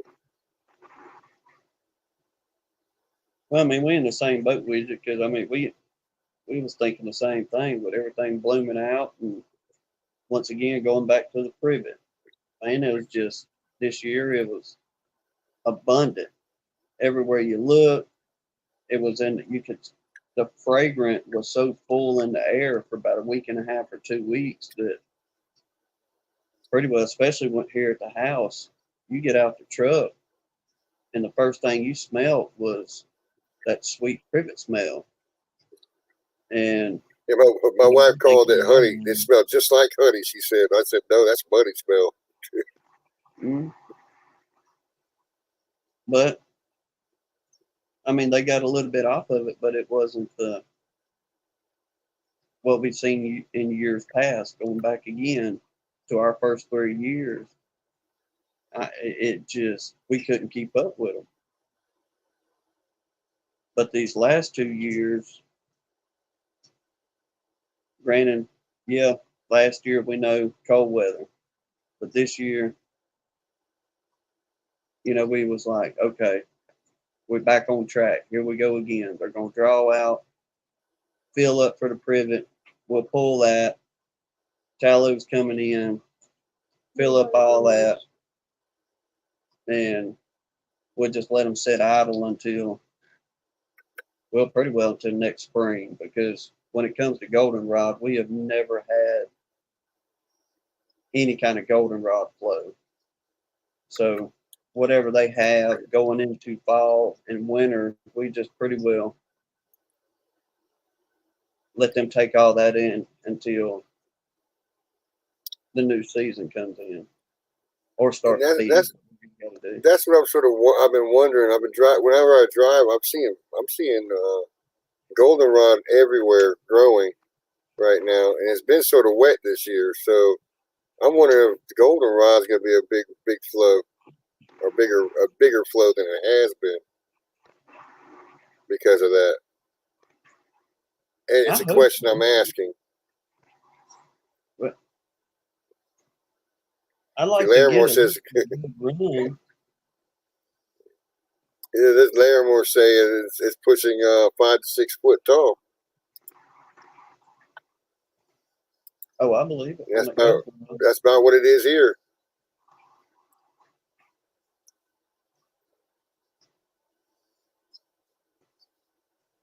Yeah, I mean, there was some stuff down in the Widow Woman field where me and Hannah went and did that little piece last year, or this past fall. There was some of that goldenrod out there. I know 6.5 feet, 7 feet easily. Mike is nuts. He said, "This is a sickness. I need to join Beekeepers Anonymous." He's keeping bees makes you laugh. I ain't going past 5, and I ain't going past 10. Now I'm at 19 and hollering. I ain't going past 20. Oh, it definitely does that now.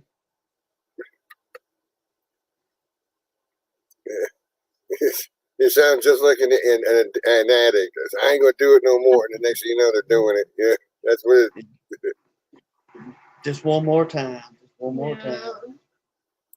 One more fix. Another 5 hives. Oh, I'll be all right. Another 5 hives. You're in the right place, though, Mr. Nolan. Good company. Good company. Yeah.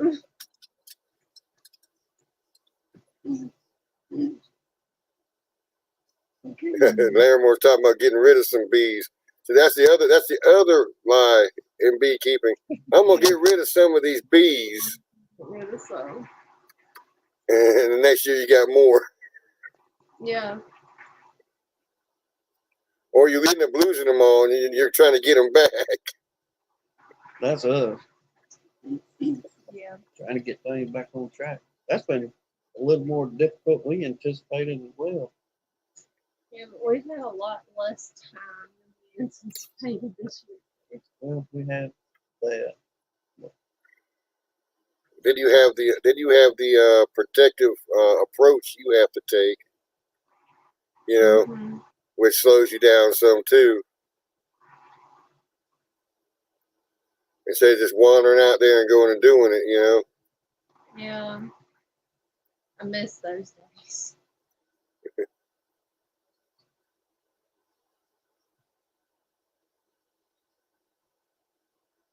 And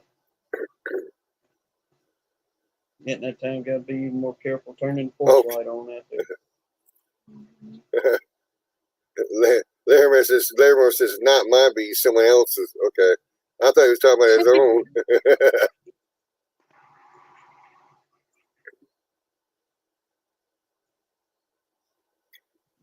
And he said I took down my swarm traps, but I hated to see them flying away, so I put them back up. It is disheartening seeing them fly off, and you're like, man, That would have made a good colony. sure would have. That's like staring at him 60 foot up in a tree, and it's like, I ain't got nothing long enough to even try to get him. It's like, well, see y'all girls later, and you're gone. I can't do that for you. I hope y'all make an air hive up there. I'd like to see that, you know, a free open air hive. Hey, we were pumped about ours till that storm blew it down. Yeah. I felt bad for them girls. Oh, there ain't no telling where them bees landed up in that storm. Good grief. I know there wasn't a bee one left on what was left of the comb. No.